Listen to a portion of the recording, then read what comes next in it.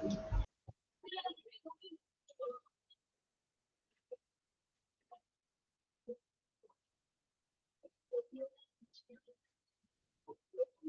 morning. Good morning, ma'am. Good morning, ma'am. Good morning, ma'am.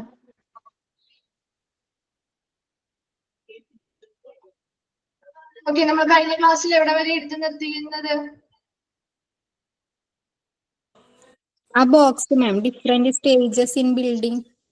Okay, promoting a new hospital. അത് complete ആയില്ലേ? പറഞ്ഞില്ലായിരുന്നു mister? പറഞ്ഞു.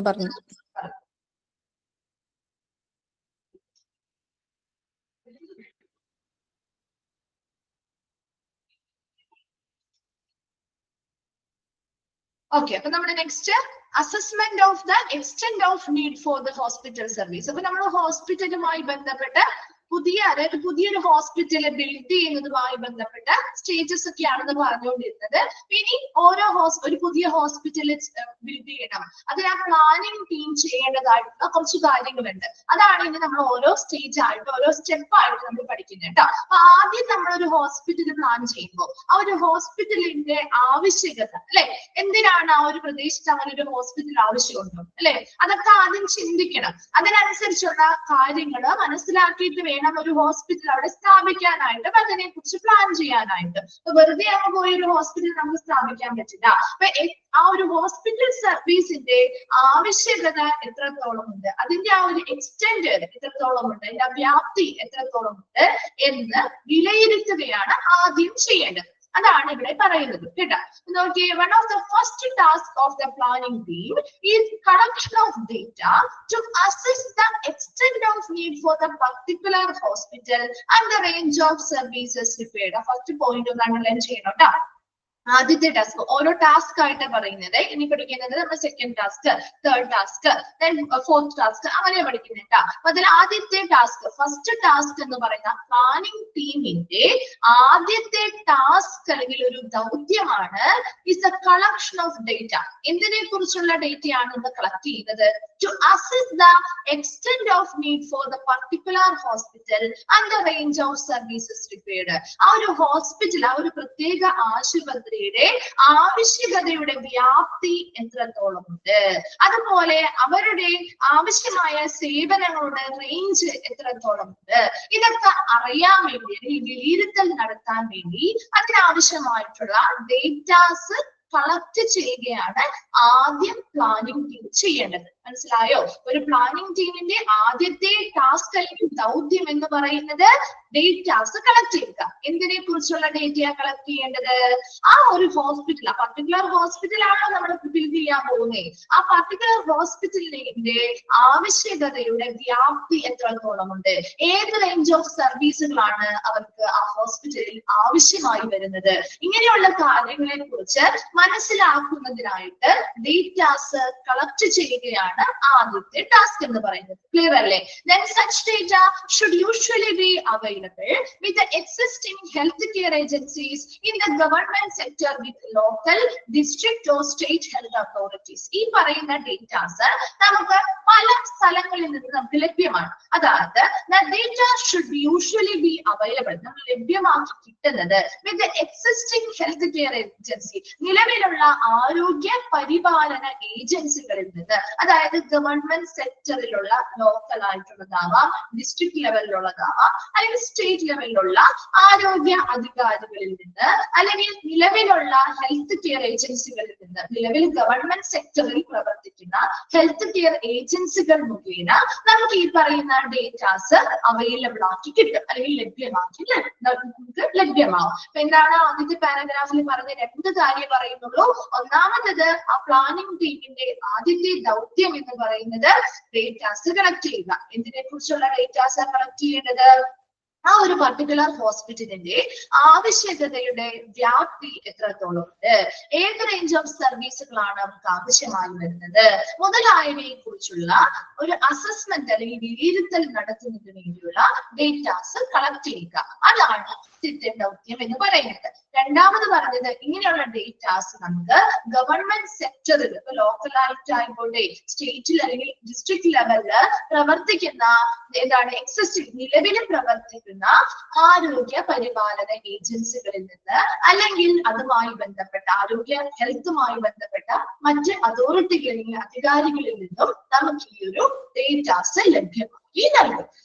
There are two methods of evaluating the extent of functional need for a hospital. ഒരു ഹോസ്പിറ്റലില് ഇതുപോലെ ആ ഒരു വ്യാപ്തി എത്രത്തോളം ഉണ്ട്, അവരുടെ ആവശ്യകത എത്രത്തോളം ഉണ്ട്, ഇതൊക്കെ നമുക്ക് പ്രവർത്തനപരമായിട്ടുള്ള ആ ഒരു ആവശ്യകത വിലയിരുത്തുന്നതിന് വേണ്ടിയിട്ട് നമ്മൾ പ്രധാനമായിട്ടും 2 മെത്തേഡുകളിലൂടെയാണ് ഡേറ്റാസ് കളക്ട് ചെയ്യുന്നതും ആവശ്യകതകൾ മനസ്സിലാക്കുന്നതും. അതിൽ 2 മെത്തേഡും ഒന്ന് നോട്ട് ചെയ്യണം കേട്ടോ. അതിൽ ഒന്നാമത്തേതാണ് എംപിരിക്കൽ മെത്തേഡ്, രണ്ടാമത്തത് അനലിറ്റിക്കൽ മെത്തേഡ്. ആ വേർഡ് മാത്രം ജസ്റ്റ് ഒന്ന് അണ്ടർലൈൻ ചെയ്തിട്ട് എംപിരിക്കൽ മെത്തേഡ്, അനലിറ്റിക്കൽ മെത്തേഡ് 2 മെത്തേഡാണ് യൂസ് ചെയ്യുന്നത്. അതിൽ ഒന്നാമത്തത് എംപിരിക്കൽ മെത്തേഡ്. Empirical method എന്ന് പറഞ്ഞാൽ which applies the norms of the past and rules of thumb to the program, which appropriate modifications to suit local condition. അതായത് ആ ഒരു ലോക്കൽ കണ്ടീഷൻ നമ്മൾ ആ ഹോസ്പിറ്റല് പ്ലാൻ ചെയ്യുമ്പോൾ അവിടുത്തെ ലോക്കൽ കണ്ടീഷൻ അല്ലെങ്കിൽ പ്രാദേശിക സാഹചര്യങ്ങൾക്ക് അനുസൃതമായിട്ട് ആവശ്യമായ ഉചിതമായിട്ടുള്ള മോഡിഫിക്കേഷൻസും കാര്യങ്ങളും ചെയ്തുകൊണ്ട് തന്നെ എങ്ങനെയാണ് അത് ചെയ്യുന്നത്? ഈ ഒരു മെത്തേഡ് എന്ന് പറയുന്നത് രണ്ടിന്റെയും ഒരു പ്രത്യേകത എന്ന് പറഞ്ഞാല് എംപിരിക്കൽ മെത്തേഡില് നമ്മൾ ഒരു ഫിക്സഡ് ആയിട്ടുള്ള കുറച്ച് സ്റ്റാൻഡേർഡ്സ്, നോംസ് എന്ന് പറഞ്ഞാൽ സ്റ്റാൻഡേർഡ്സിന്റെയും മാനദണ്ഡങ്ങൾ തന്നെയാണ് കേട്ടോ. അപ്പൊ നോംസ് അല്ലെങ്കിൽ സ്റ്റാൻഡേർഡ്സ് എന്ത് ചെയ്യുന്നുണ്ട്, വെക്കുന്നുണ്ട്. അതായത് നമ്മൾ മുൻപ് എങ്ങനെയാണോ മറ്റു ഹോസ്പിറ്റലുകൾ ബിൽഡ് ചെയ്യാൻ വേണ്ടിയിട്ട് ഏതൊക്കെ സ്റ്റാൻഡേർഡ്സും റൂൾസും ആണോ പാലിച്ചിരുന്നത്, അതേ സ്റ്റാൻഡേർഡ്സും റൂൾസും ഒക്കെ ഇവര് പാലിച്ചു. അതായത് പൂർണ്ണമായി നമുക്ക് എക്സ്പീരിയൻസ്ഡ് ആയിട്ട് വരുന്ന ഒരു രീതിയാണ് അല്ലെ. നമുക്കറിയാം മുൻപ് ഹോസ്പിറ്റലുകള് ഈ രീതി ഉപയോഗിച്ചപ്പോ ഇങ്ങനെയാണ്, ഈ സ്റ്റാൻഡേർഡ് ആണ് ഉപയോഗിച്ചിരുന്നത്, പാസ്റ്റിൽ ഇങ്ങനത്തെ റൂളുകളാണ് അവർ ഉപയോഗിച്ചിരുന്നത്. അങ്ങനെയുള്ള കാര്യങ്ങൾ തന്നെയായിരിക്കും ഇവിടെ എംപിരിക്കൽ മെത്തേഡിൽ നമ്മൾ ഫോളോ ചെയ്യുക എന്ന് പറയുന്നത്. അപ്പൊ ആ ഒരു മെത്തേഡില് പ്രത്യേകമായിട്ടുള്ള മാറ്റങ്ങളൊന്നും വ്യത്യാസങ്ങൾ വരുന്നില്ല. പാസ്റ്റിൽ എന്ത് നമ്മൾ ഉപയോഗിച്ചോ മുൻപ് കാലങ്ങളിൽ ഉപയോഗിച്ചിരുന്ന പോലെ തന്നെ അതേപോലെ തന്നെയുള്ള സ്റ്റാൻഡേർഡ്സും റൂൾസും അല്ലെങ്കിൽ നിയമങ്ങളും ഇവിടെ നമ്മൾ ഉപയോഗിക്കുന്നത്. അതുകൊണ്ട് തന്നെ ആ ഒരു പ്രോബ്ലത്തിന് അല്ലെങ്കിൽ ആ ഒരു പ്രത്യേക പ്രശ്നത്തിന് ഈ പറയുന്ന പാസ്റ്റ് റൂൾസ് സ്റ്റാൻഡേർഡ്സ് വെച്ച് ഇപ്പൊ പ്രശ്നം എന്ന് പറയുന്നത് ഇവിടെ എന്താണ്, ഒരു ഹോസ്പിറ്റൽ പ്ലാൻ ചെയ്യുക അല്ലെങ്കിൽ അതിന്റെ ആവശ്യകത എത്രത്തോളം എന്ന് മനസ്സിലാക്കുക എന്നതാണ് അല്ലെ. അപ്പൊ അതിനു വേണ്ടി ഡേറ്റാസ് കളക്ട് ചെയ്യാൻ വേണ്ടിയിട്ട് അവര് അനാലിസിസ് ചെയ്യുന്നു. അതിനു വേണ്ടിയിട്ട് ഡേറ്റാസ് ഇവർ എന്ത് ചെയ്യുന്നു, മുൻപ് എങ്ങനെയാണ് ഇപ്പൊ സർവേകളിലൂടെയോ അങ്ങനെയുള്ള പലതരത്തിലുള്ള പണ്ട് മുതലേ നമ്മൾ ഫോളോ ചെയ്തു വരുന്ന കുറെ കാര്യങ്ങളുണ്ട് അല്ലെ. അപ്പൊ അങ്ങനെയുള്ള പണ്ട് മുതലേയുള്ള അങ്ങനെയുള്ള റൂൾസും സ്റ്റാൻഡേർഡ്സ് അല്ലെങ്കിൽ നോംസും ഒക്കെ ഉപയോഗിച്ചുകൊണ്ട് തന്നെയാണ് എംപിരിക്കൽ മെത്തേഡില് നമ്മൾ എന്ത് ചെയ്യുന്നത്, ആ ഒരു ഡേറ്റാസ് കളക്ട് ചെയ്യുക. എന്നാൽ അനലിറ്റിക്കൽ മെത്തേഡിൽ വരുമ്പോൾ which makes a more fundamental systematic approach to the problem ആണ്. ഇതൊരു ചിട്ടയായിട്ടുള്ള ഒരു സമീപനമാണ്, അതുപോലെ വളരെ അടിസ്ഥാനപരമായിട്ടുള്ള ഒരു സമീപനമാണ്. അതായത് എംപിരിക്കൽ മെത്തേഡില് സ്റ്റാൻഡേർഡ് ആയിട്ടുള്ള പോളിസികളും കാര്യങ്ങളും വെച്ച് നമുക്ക് ആ മാനദണ്ഡങ്ങൾ വെച്ച് നമ്മൾ മുമ്പ് എങ്ങനെ ഉപയോഗിച്ചിരുന്നു അതേ മാനദണ്ഡങ്ങൾ അനുസരിച്ച് ഫോളോ ചെയ്താണ് അടുത്ത രീതിയും അതും അടുത്ത ഹോസ്പിറ്റലും അതേ രീതി തന്നെ ഫോളോ ചെയ്യുന്നു. അതേസമയം അനലിറ്റിക്കൽ മെത്തേഡിൽ വരുമ്പോൾ കുറച്ചും കൂടി എന്താണ്, ഇവിടെ അങ്ങനെ പ്രത്യേകമായിട്ടുള്ള സ്റ്റാൻഡേർഡ്സോ കാര്യങ്ങളോ വെച്ചല്ല നമ്മൾ ചെയ്യുന്നത്, മറിച്ച് പേഷ്യൻസിന് എന്താണോ ആവശ്യം അല്ലെങ്കിൽ പബ്ലിക്കിന് എന്താണോ ആവശ്യകതയുള്ളത് അത് കൃത്യമായിട്ട് ഓരോ കാര്യങ്ങളിലൂടെ മനസ്സിലാക്കിയെടുക്കുകയും അവരിൽ നിന്ന് കളക്ട് ചെയ്യുന്ന ഡേറ്റാസ് അനലൈസ് ചെയ്ത് അവരുടെ ആവശ്യകതകൾ മനസ്സിലാക്കി ഏതൊക്കെ ഏരിയയിലാണ് നമ്മൾ ഇംപ്രൂവ്മെന്റ് നടത്തേണ്ടത് അല്ലെങ്കിൽ ഇനി വരുന്ന ഹോസ്പിറ്റലില് എന്തൊക്കെ മാറ്റങ്ങളാണ് നമ്മൾ കൊണ്ടുവരേണ്ടത് മുതലായ കാര്യങ്ങൾ കുറച്ചും കൂടി അഡ്വാൻസ്ഡ് ആയിട്ടുള്ള രീതിയിൽ ചെയ്യുന്നതാണ് അനലിറ്റിക്കൽ മെത്തേഡ്. നമുക്ക് ഏതൊരു പ്ലാനിങ് ചെയ്യുമ്പോഴും അല്ലെങ്കിൽ ഇതിന്റെ ആവശ്യകത മനസ്സിലാക്കണമെങ്കിലും ഈ 2 മെത്തേഡും വേണം വേണ്ടേ. അപ്പൊ ഒരു മെത്തേഡ് മാത്രം ഉപയോഗിച്ചത് കൊണ്ട് കാര്യമായില്ല, 2 മെത്തേഡും കമ്പയർ ചെയ്ത് അല്ലെങ്കിൽ ഒരു കോമ്പിനേഷനിൽ നമ്മൾ ഉപയോഗിക്കേണ്ടതായിട്ട് വരും. രണ്ടും തമ്മിലുള്ള ജസ്റ്റ് എന്താണ് ഒരു എംപിരിക്കൽ മെത്തേഡ് അല്ലെങ്കിൽ എന്താണ് ഒരു അനലിറ്റിക്കൽ മെത്തേഡ് എന്ന് ചോദിക്കുന്നതിന് പകരം കൂടുതലും കണ്ടിരിക്കുന്നത് ഈ ഹോസ്പിറ്റലിന്റെ ഫങ്ഷണൽ എക്സ്റ്റെന്റ് അല്ലെങ്കിൽ ആ പ്രവർത്തനപരമായിട്ടുള്ള ആ ഒരു വ്യാപ്തി എത്രത്തോളം ഉണ്ടെന്ന് അറിയാൻ അല്ലെങ്കിൽ വിലയിരുത്തുന്നതിന് വേണ്ടി ഉപയോഗിക്കുന്ന 2 മെത്തേഡുകൾ ഏതാണ് എന്ന് ചോദിക്കാറുണ്ട്. ഒന്നാമത്തത് എംപിരിക്കൽ മെത്തേഡാണ്. എംപിരിക്കൽ മെത്തേഡ് എന്ന് പറഞ്ഞാൽ ഇവിടെ കൃത്യമായിട്ടുള്ള സ്റ്റാൻഡേർഡ്സ് കാര്യങ്ങളൊക്കെ നമ്മൾ പാലിക്കുന്നുണ്ട്. ആ സ്റ്റാൻഡേർഡ്സിനനുസരിച്ച് അതുപോലെ പാസ്റ്റിൽ ഉപയോഗിച്ചിരുന്ന റൂൾസ്, നമ്മൾ മുൻപ് ഉപയോഗിച്ചിരുന്ന മാനദണ്ഡങ്ങളും അതുപോലെ നിയമങ്ങളും അല്ലെങ്കിൽ റൂൾസും ഒക്കെ പാലിച്ചുകൊണ്ട് തന്നെയാണ് ആ ഒരു പ്രോബ്ലത്തിന് നമ്മൾ സൊല്യൂഷൻ കണ്ടെത്തുക. അപ്പൊ ഇവിടെ സൊല്യൂഷൻ കണ്ടെത്തുക എന്ന് പറഞ്ഞാൽ ഇവിടെ നമുക്ക് ഡേറ്റാസ് കളക്ട് ചെയ്യണം. അപ്പൊ അതിനുവേണ്ടി മുൻകാലങ്ങളിലേ ഉപയോഗിക്കുന്നതാണല്ലേ നമ്മുടെ സർവേകൾ ചെയ്യുക, അത് അനലൈസ് ചെയ്യുക, റിസർച്ചുകൾ നടത്തുക, അല്ലെ നമ്മൾ മുൻകാലങ്ങളിലേ ചെയ്തുകൊണ്ടിരിക്കുന്ന സ്റ്റെപ്പുകൾ തന്നെയല്ലേ. അപ്പൊ അങ്ങനെയുള്ള മെത്തേഡുകളാണ് ശരിക്കും എന്ത് എംപിരിക്കൽ മെത്തേഡിൽ വരിക. അപ്പൊ അതിലൂടെയൊക്കെ ആയിരിക്കും അവര് മുൻകാലങ്ങളിൽ എങ്ങനെ ഉപയോഗിച്ചിരുന്നോ, ഏതൊക്കെ നിയമങ്ങളിലൂടെയാണോ നമ്മൾ ഡേറ്റാസ് കളക്ട് ചെയ്തിരുന്നത്, ഏതൊക്കെ മാനദണ്ഡങ്ങൾ പ്രകാരമാണോ ചെയ്തിരുന്നത്, അതേപോലെ തന്നെയായിരിക്കും ഇവിടെയും നമുക്ക് ചെയ്യാൻ പോകുന്നത്. ഇത് appropriate modification to suit local condition, അവിടുത്തെ പ്രാദേശിക പ്രവർത്തനങ്ങൾ അല്ലെങ്കിൽ പ്രാദേശിക ആവശ്യകതകൾക്ക് അനുസരിച്ച് ചെറിയ ചെറിയ മോഡിഫിക്കേഷൻസ് അല്ലെങ്കിൽ പരിഷ്കാരങ്ങൾ വരുത്തുമെങ്കിൽ കൂടിയും ആ ബേസിക് ആയിട്ടുള്ള ആ ഒരു പാസ്റ്റിൽ ഉപയോഗിച്ചിരുന്ന സ്റ്റാൻഡേർഡ്സും റൂൾസും അവരവിടെ കീപ്പ് ചെയ്യുന്നുണ്ട്. ആൻഡ് അനലിറ്റിക്കൽ മെത്തേഡിൽ വരുമ്പോൾ അത് കുറച്ചും കൂടി ഫണ്ടമെന്റൽ ആണ്, അടിസ്ഥാനപരമായിട്ട്. അതുപോലെ ഒരു ചിട്ടയായിട്ടുള്ള ഒരു അപ്രോച്ച് അല്ലെങ്കിൽ ഒരു സിസ്റ്റമാറ്റിക് ആയിട്ടുള്ള ഒരു വ്യവസ്ഥാപിതമായ ഒരു സമീപനമാണ്. ഇവിടെ കൂടുതലും അവർ ആ ഒരു സ്റ്റാൻഡേർഡും കാര്യങ്ങളോ പാലിച്ച് അല്ലെങ്കിൽ റൂൾസ് ഒന്നും അല്ല ഫോളോ ചെയ്യുന്നത്, മറിച്ച് ആ പേഷ്യൻസിന് അല്ലെങ്കിൽ പബ്ലിക്കിന് നമുക്ക് എന്തൊക്കെ ആവശ്യകതകളുണ്ട് അതിന് വേണ്ടിയിട്ട് നിലവിലുള്ള പ്രവർത്തനങ്ങൾ, ഇപ്പൊ ഓരോ ഹോസ്പിറ്റലിലെയും നിലവിലുള്ള പ്രവർത്തനങ്ങള്, ഇനി ഭാവിയിലേക്ക് എന്തൊക്കെയാണ് ആളുകൾ ഓരോ ഹോസ്പിറ്റലിൽ നിന്നും എക്സ്പെക്ട് ചെയ്യുന്നത്, അല്ലെ, അങ്ങനെയുള്ള കാര്യങ്ങളൊക്കെ കുറച്ചും കൂടി അഡ്വാൻസ്ഡ് രീതിയിൽ ചിന്തിച്ച് മനസ്സിലാക്കിയാണ് ഇവിടെ അങ്ങനെയുള്ള കാര്യങ്ങളിലൂടെയാണ് ഇവിടെ ഡേറ്റാസ് കളക്ട് ചെയ്യുക, അതുമായി ബന്ധപ്പെട്ടത്.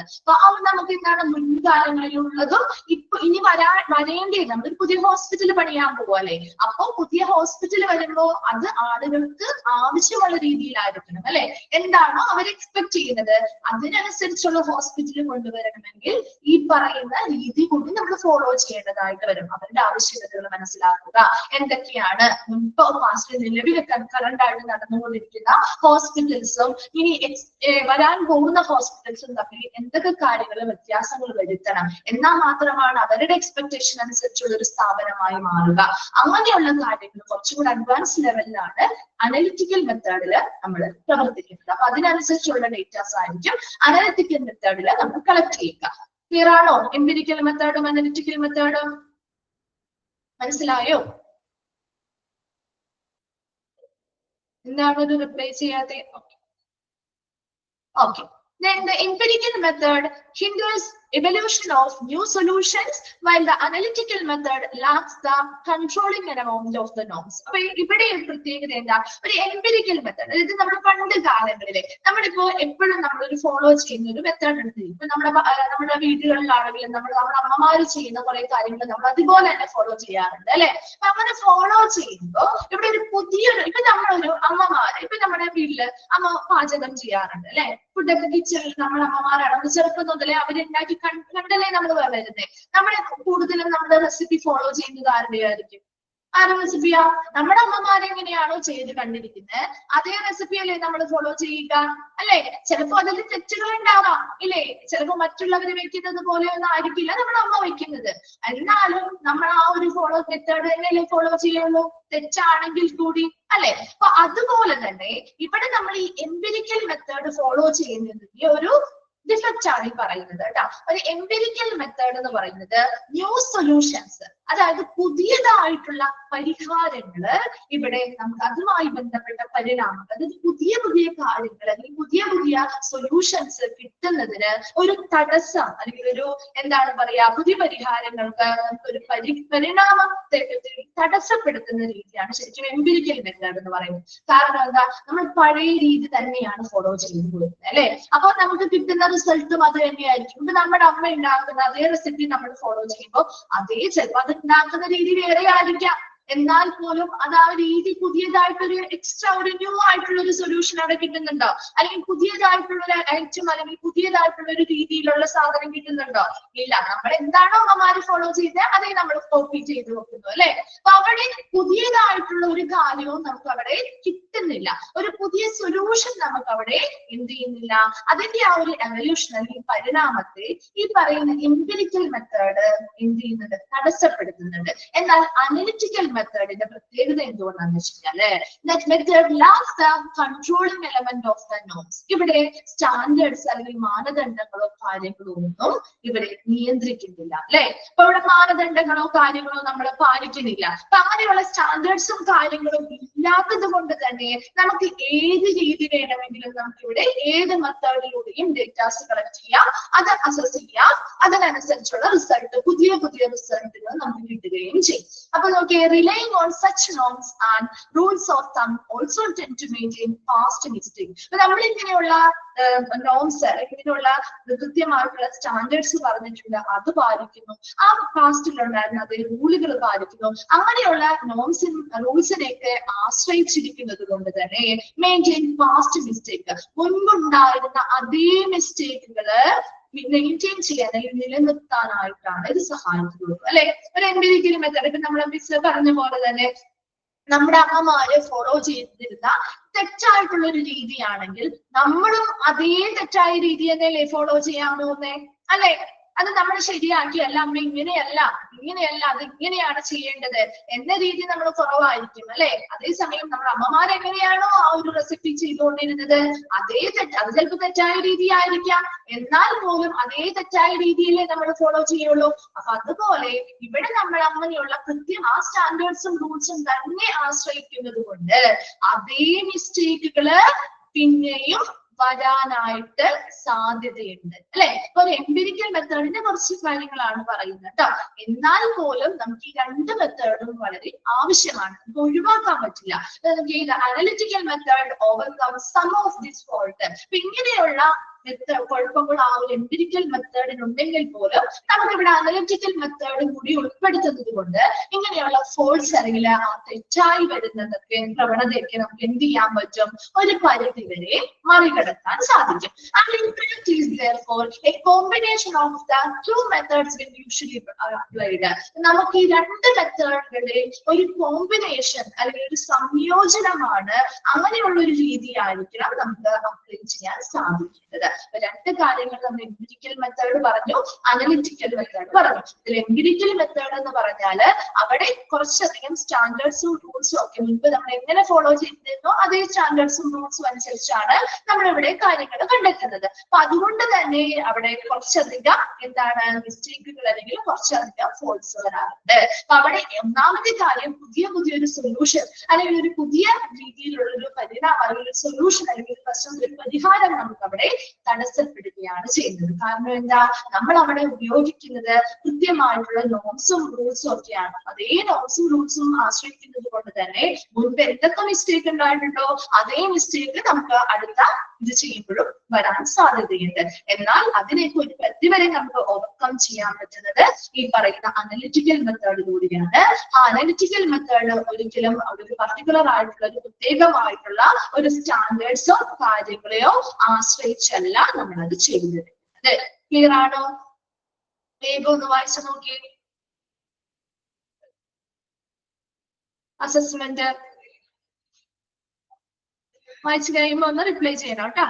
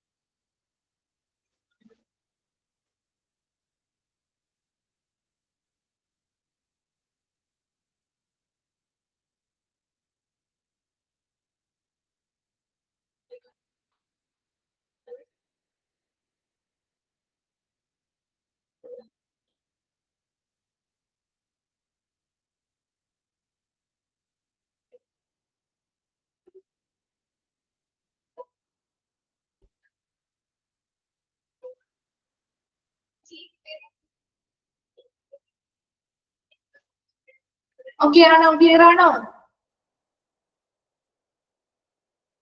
ഓക്കെ ആണോ? നെക്സ്റ്റ് വാദിക്ക് പോവാലോ.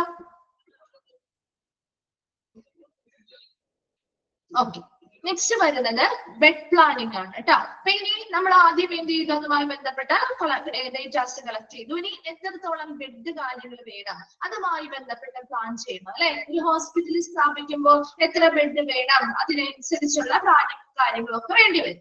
Next, bed planning il പറയുന്നത് it is unlikely that elaborate calculations to determine the number of beds will be required in starting a new hospital anywhere because the bed population ratio has never reached adequate levels anywhere. അതായത് ഇപ്പൊ നമ്മുടെ ഒരു bed population ratio നമ്മൾ ഈ chapters ഒക്കെ ആദ്യം നമ്മൾ പറഞ്ഞില്ലായിരുന്നു, ഒരു ബെഡ് പോപ്പുലേഷൻ റേഷ്യോ ഒന്നും എല്ലായിടത്തും ശരിയായിട്ടല്ല നിൽക്കുന്നത് അല്ലെ. ഒരു പ്രോപ്പർ ആയിട്ട് അല്ലെങ്കിൽ ഒരു മതിയായ അളവില് അല്ലെങ്കിൽ ഒരു ആവശ്യമായ അളവിലൊന്നും എല്ലായിടങ്ങളിലും ഒരു ബെഡ് പോപ്പുലേഷൻ കിട്ടും. അതുപോലെ നമ്മുടെ ജനസംഖ്യയും തമ്മിലുള്ള ഒരു അനുപാതമൊന്നും ശരിയായി വന്നിട്ടില്ല, അല്ലെങ്കിൽ എല്ലാ സ്ഥലത്തും പ്രോപ്പർ ആയിട്ട് മതിയായ അളവിലൊന്നും എത്തിയിട്ടില്ല. അതുകൊണ്ട് തന്നെ നമുക്ക് പുതിയൊരു ഹോസ്പിറ്റൽ പണിയുമ്പോൾ അത് എത്രത്തോളം ബെഡ് അല്ലെങ്കിൽ അവിടെ എത്രത്തോളം ബെഡ് ആവശ്യമുണ്ട് അല്ലെങ്കിൽ അത് എത്ര എണ്ണം വേണം എന്ന് നിർണ്ണയിക്കാനായിട്ട് പ്രത്യേക കണക്കുകളോ കാര്യങ്ങളോ ഒന്നും ആവശ്യമായിട്ട് വരാറില്ല. Then even in cities where it is achieved such a figure, more beds are required because of increasing urbanization and high population density. ഇത് നമ്മൾ ആദ്യം പറഞ്ഞതാണ് അല്ലെ. എന്നാൽ പോലും കൂടുതലും ആ ഒരു റേറ്റിലേക്ക് അച്ചീവ് ചെയ്തിട്ടുണ്ടെങ്കിൽ ഒരു ആ ഫിഗറിലേക്ക് ഒരു പിറ്റപ്പെട്ട എന്തെങ്കിലും എത്തിയിട്ടുണ്ടെങ്കിൽ അത് ഏത് സ്ഥലങ്ങളിലാണ്? സിറ്റികളിലാണ് അല്ലെ. കുറച്ചെങ്കിലും വന്നിട്ടുള്ളത് ആ ഒരു റേഷ്യോ കുറച്ചെങ്കിലും വന്നിട്ടുള്ളത് സിറ്റികളിലാണ്. കാരണം എന്താ? അവിടെ മോർ ബെഡ്സ് ആർ റിക്വയർഡ്, കൂടുതൽ ബെഡുകൾ ആവശ്യമാണ്. കാരണം എന്താ? അവിടെ ഹൈ പോപ്പുലേഷൻ ഡെൻസിറ്റി ആണ്. എന്താണ്? ഉയർന്ന ജനസാന്ദ്രതയുള്ള സ്ഥലങ്ങളാണ് അല്ലെ. അതുപോലെ ഇൻക്രീസിങ് അർബനൈസേഷൻ, എന്താണ്? വർദ്ധിച്ചു വരുന്ന വളരെ വലിയ രീതിയിലുള്ള വർദ്ധിച്ചു വരുന്ന നഗരവൽക്കരണം, അർബനൈസേഷൻ നടക്കുന്നത് കൊണ്ട്. അതുപോലെ ഉയർന്ന പോപ്പുലേഷൻ ഡെൻസിറ്റി അല്ലെങ്കിൽ ഉയർന്ന ജനസംഖ്യ അല്ലെങ്കിൽ ജനസാന്ദ്രത കൂടുതലായതുകൊണ്ടൊക്കെ അവിടെ കൂടുതൽ ബെഡുകൾ ആവശ്യമായിട്ട് വരും അല്ലെ. അങ്ങനെ കൂടുതൽ ബെഡുകൾ ആവശ്യമായി വരുന്നത് കൊണ്ടാണ് അവിടെ ആ ഒരു ബെഡ് പോപ്പുലേഷൻ റേഷ്യോ കുറച്ചെങ്കിലും അവർക്ക് അവിടെ അച്ചീവ് ചെയ്യാൻ സാധിച്ചിട്ടുള്ളത്. അല്ലാത്ത ഏരിയാസിലൊന്നും ഈ പറയുന്ന ഒരു ബെഡ് പോപ്പുലേഷൻ റേഷ്യോ ശരിയായ അളവില് ഇപ്പോഴും എത്തിയിട്ടില്ല. Here it should be realized that the hospital facilities in that area are not only utilized primarily by the population in the vicinity of the hospital, but also by people who will constitute the indirect population in the larger catchment area. അതായത് ഇപ്പൊ നമുക്കറിയാം, നമ്മളൊരു ഹോസ്പിറ്റലിൽ പോകുമ്പോൾ നമ്മൾ ഏറ്റവും അടുത്ത ഹോസ്പിറ്റലുകളിൽ പോകാൻ ശ്രമിക്കും. അതേസമയം ഇപ്പൊ നമ്മുടെ ഒരു മെഡിക്കൽ കോളേജ് ഒക്കെ നിങ്ങളൊന്ന് ആലോചിച്ച് നോക്കി. ആ ഒരു മെഡിക്കൽ കോളേജില് അതിന് ചുറ്റുവട്ടമുള്ള അല്ലെങ്കിൽ അതിന് തൊട്ടടുത്തുള്ള ആളുകൾ മാത്രമാണോ വരുന്നത്? അവിടെ താമസിക്കുന്ന ആളുകൾ മാത്രമാണോ വരുന്നത്? ആണോ? ഇല്ല അല്ലെ.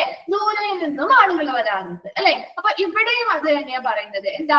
ഹോസ്പിറ്റൽ ഫെസിലിറ്റി, ഒരു ഏരിയയില് ഒരു ഹോസ്പിറ്റൽ ഫെസിലിറ്റി അല്ലെങ്കിൽ ഒരു ഹോസ്പിറ്റൽ സൗകര്യം ഉണ്ടെങ്കിൽ not only utilises primarily by the population in the vicinity of the hospital. ഹോസ്പിറ്റലിന്റെ സൗകര്യങ്ങള് പ്രാഥമികമായിട്ട് അതിന്റെ ആശുപത്രിയുടെ പരിസരത്തുള്ള ആളുകൾ മാത്രമല്ല ഉപയോഗിക്കുന്നത് അല്ലെ.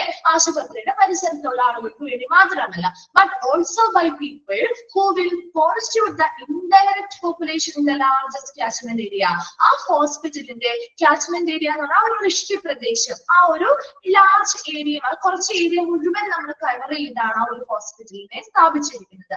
അതിന്റെ ആ ഒരു മുഴുവൻ വൃഷ്ടി പ്രദേശത്തെയും ഡയറക്ട്ലി ചിലപ്പോൾ അവിടെ നേരിട്ട് താമസിക്കുന്നവരായിരിക്കില്ല, പരോക്ഷമായിട്ട് അല്ലെങ്കിൽ ഒത്തിരി ദൂരെ തൊട്ടടുത്ത് താമസിക്കാതെ കുറച്ച് ദൂരെ താമസിക്കുന്ന ആളുകൾക്ക് അല്ലെങ്കിൽ ജനങ്ങൾക്കും കൂടി ഇത് യൂസ് ചെയ്യാൻ പറ്റുന്ന രീതിയാണ് ഒരു ഹോസ്പിറ്റൽ ഫെസിലിറ്റി ഒരു ഏരിയയിൽ വരുമ്പോ എന്ന് പറയുന്നത്. ഒരു ഹോസ്പിറ്റൽ എന്ന് പറയുന്നത് തൊട്ടടുത്ത് അവിടുത്തെ തൊട്ട് ആ ഹോസ്പിറ്റൽ പരിസരത്തുള്ള ആളുകൾക്ക് വേണ്ടി മാത്രമല്ല നമ്മൾ അത് നിർമ്മിക്കുന്നത്, മറിച്ച് അതിന്റെ ആ ഒരു കാച്ച്മെന്റ് ഏരിയ അല്ലെങ്കിൽ അതിന്റെ ആ ഒരു വൃഷ്ടി പ്രദേശത്തുള്ള മറ്റ് ജനങ്ങൾക്ക് കൂടി അത് ഉപയോഗപ്രദമാകുന്ന രീതിയിലാണ് നമ്മൾ പ്ലേസ് ചെയ്യുക.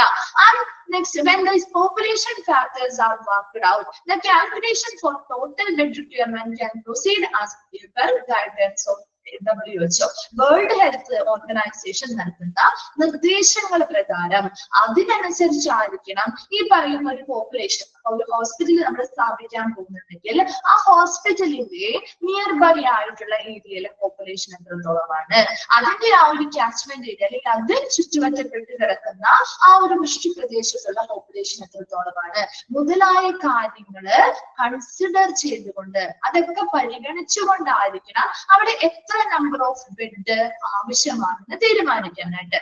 അത് നമ്മുടെ വേൾഡ് ഹെൽത്ത് ഓർഗനൈസേഷൻ പറയുന്ന നിർദ്ദേശപ്രകാരമാണ് നമ്മൾ ഈ ആവശ്യകതകൾ വിലയിരുത്തേണ്ടതും പ്ലാൻ ചെയ്യുന്നത്. ക്ലിയർ ആയോ? ഇപ്പൊ ബെഡ് പ്ലാനിങ് എന്ന് പറയുമ്പോൾ നമുക്കറിയാം എന്താണ്, എല്ലായിടങ്ങളിലും ബെഡ് അതായത് നമ്മുടെ പോപ്പുലേഷനും അതുപോലെ ബെഡും തമ്മിലുള്ള ആ ഒരു റേഷ്യോ ഒന്നും മതിയായ അളവിലൊന്നും എത്താത്തത് കൊണ്ട് തന്നെ നമുക്ക് പുതിയൊരു ഹോസ്പിറ്റൽ പ്ലാൻ ചെയ്യുമ്പോൾ വലിയ രീതിയിൽ എത്ര ബെഡ് വേണമെന്ന് നിർണ്ണയിക്കാനൊന്നും വലിയ രീതിയിലുള്ള കാൽക്കുലേഷൻസോ കണക്കുകൂട്ടലൊന്നും ആവശ്യമായിട്ട് വരുന്നില്ല.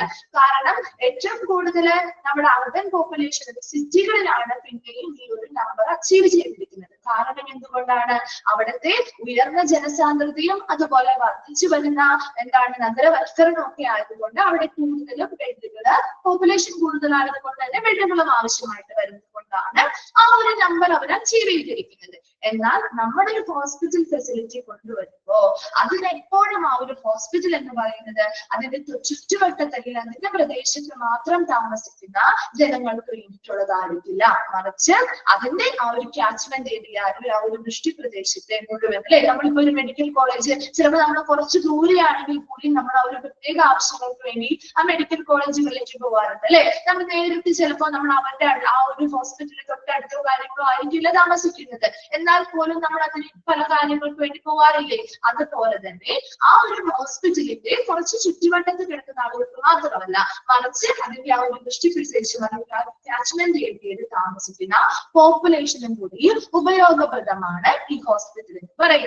അതുകൊണ്ട് എപ്പോഴും വേൾഡ് ഹെൽത്ത് ഓർഗനൈസേഷൻ നിർദ്ദേശിച്ചിട്ടുള്ള മാനദണ്ഡങ്ങൾ പ്രകാരം ആ ഓരോ ഹോസ്പിറ്റലും സ്ഥാപിക്കുമ്പോൾ അതിനടുത്തുള്ള പോപ്പുലേഷൻ ഡെൻസിറ്റി എത്രത്തോളം ഉണ്ട്, ആ കാച്ച്മെന്റ് ഏരിയയിലെ പോപ്പുലേഷൻ ഡെൻസിറ്റി എത്രത്തോളം ഉണ്ട്, അപ്പൊ അതിനനുസരിച്ച് അപ്പൊ എത്രത്തോളം പോപ്പുലേഷൻ ഉണ്ട് അതിനനുസരിച്ച് ആളുകൾ എത്രത്തോളം വരാൻ സാധ്യത ഇങ്ങനെയുള്ള കാര്യങ്ങൾ മനസ്സിലാവുമല്ലോ. അപ്പൊ അതിനനുസരിച്ച് വേണം എപ്പോഴും ആ ഒരു ടോട്ടൽ ബെഡ് പോപ്പുലേഷൻ അല്ലെങ്കിൽ ടോട്ടൽ ബെഡ് എത്ര വേണം, ആവശ്യകത എത്രത്തോളം ഉണ്ട് എന്ന് പ്ലാൻ ചെയ്യാനായിട്ട്. വേഗം ഒന്ന് വായിച്ചു bed planning.